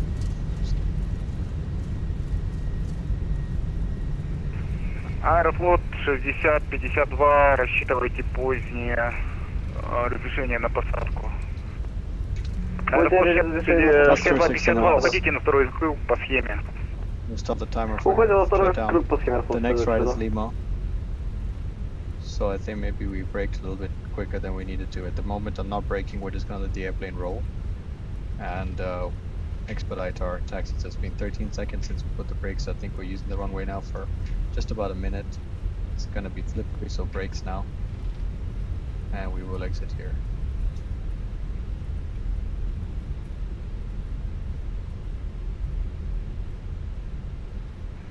Air France 360, descent 2,200 meters, QFE 1017, and heading to right of 360. Welcome to Rusland. Okay, that's Russia. heading right, 360, descent 2,200. We got some fighter jets there, waiting for us, ready to shoot us down. MiGs. Right, let's say. Runway vacated. What was my call sign? Aurora 1605, continue taxi via Lima Charlie Mike Charlie apron, stand as your choice. Okay, continue to the airport, Lima Mike Charlie, stand of our choice, Aurora 1605, Spasiba. Right, down, flaps can go up, wasn't a lot of icing conditions. We're okay, we're safe at least I think.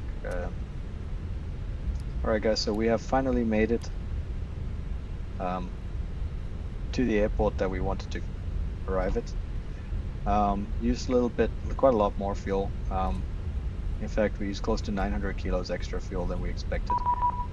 Even Mike Charlie for the ramp, and now I'm getting a call. Петропавловский круг, добрейшего вечерочка, 127 nada, so I'll switch over and call him now. Звезда эшелона 160. 127 nada. Whee, almost going off the runway there. It's been Petropavlovsk ground, Aurora 1605. Aurora 1605, Petropavlovsk ground, good evening. Stand up on stand number 3 via Lima Mike Charlie apron. Lima Mike Charlie and the apron for stand 3, Aurora 1605. Okay, now I just need to find out stand 3, okay. So we're gonna come into the apron, sharp left, sharp right. So it's gonna be, ooh, we're too fast. Maximum speed is 15 knots. Manage your distraction, ladies and gents, so we got clearly distracted there. We're waiting for 3 minutes over here. Once it's 3 minutes, we can shut down an engine. Since the last turn is going to be to right, I'm going to shut down engine number 2.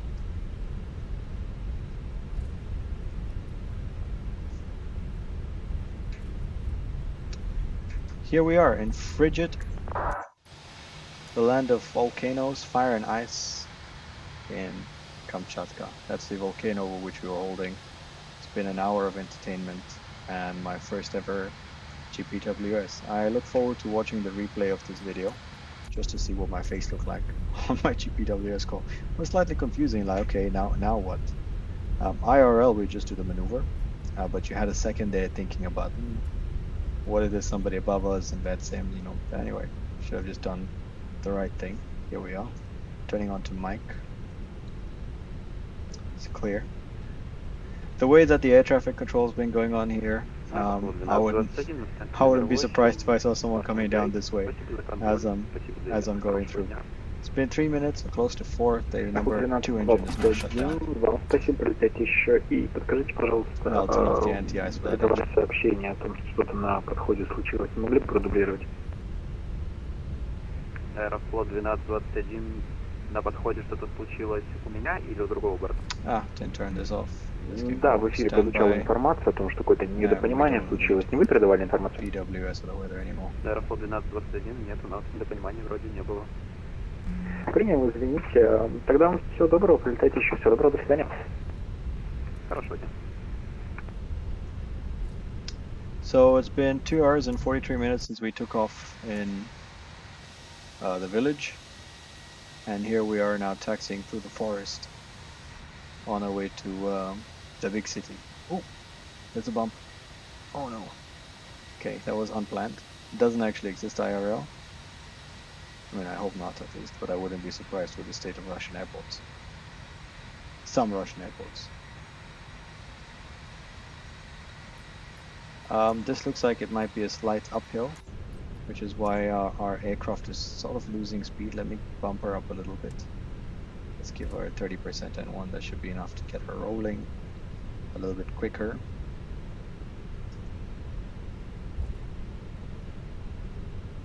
So once we get to the apron there, it's going to be a sharp left turn and it's a stand all the way to the right. Let's see if I have any stands available here that will tell me. I'm going to try with GSX.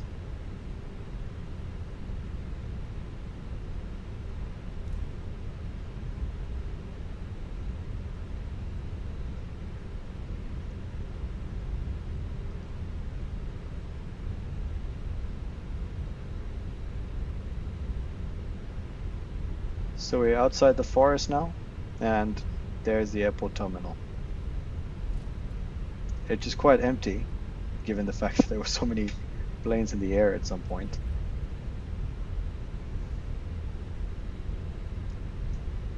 How cold is it outside? -2 degrees. Okay, so it's the first left that we're going to take here for apron, for stand 3. And our ground service vehicle's already there waiting for us. We're going to take it nice and slow because of the frost on the ground. We don't want to slip.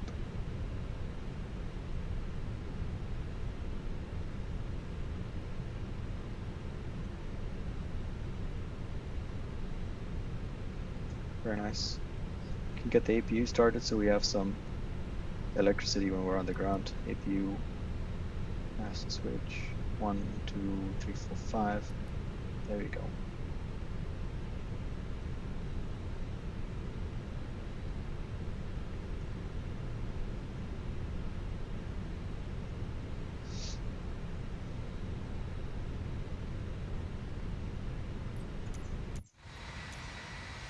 Single engine taxi in.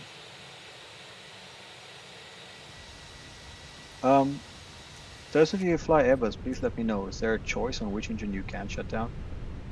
I usually just shut down the engine that's going to be on the inside for my last turn to park. But if you have any specific Airbus rules, I'd love to hear them. Taxi lights can go off. And there's our marshaller, and let's turn her in. I'm not going to step on the brakes now, we want to keep that momentum going. 6 knots, okay, now we can get a little bit of brakes in.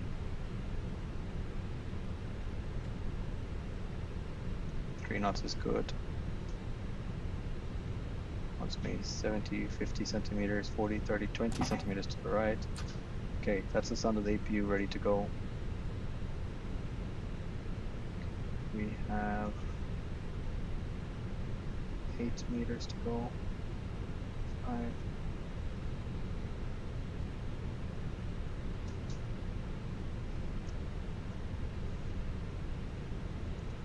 Parking brake set. And the APU is available. Shutting down engine number 1.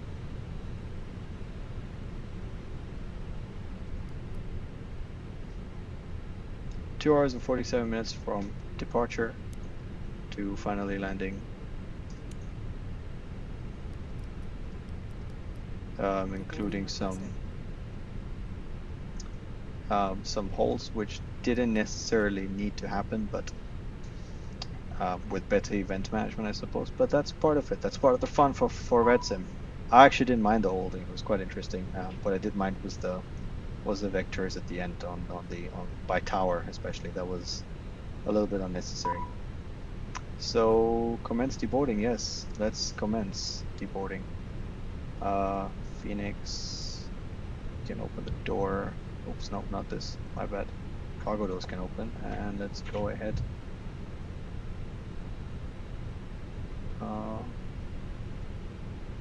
For stairs. Come on, stairs. You can see the stairs are skidding as well.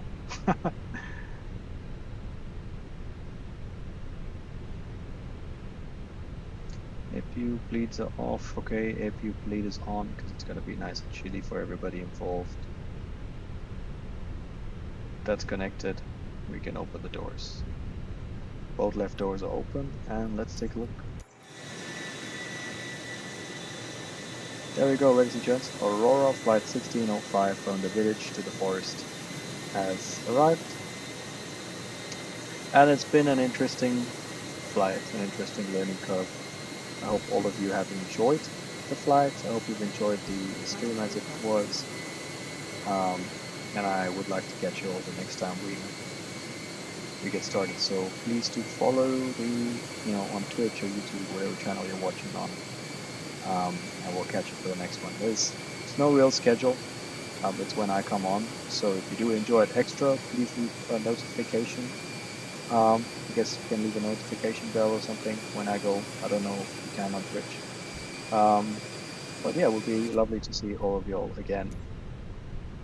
Well, anyway, 2.8, 2 hours 47 minutes, and that was you, ladies and gents, on our flight from the village to Petropavlovsk-Kamchatsky, and I'll leave you here with a view of our airplane and the booking.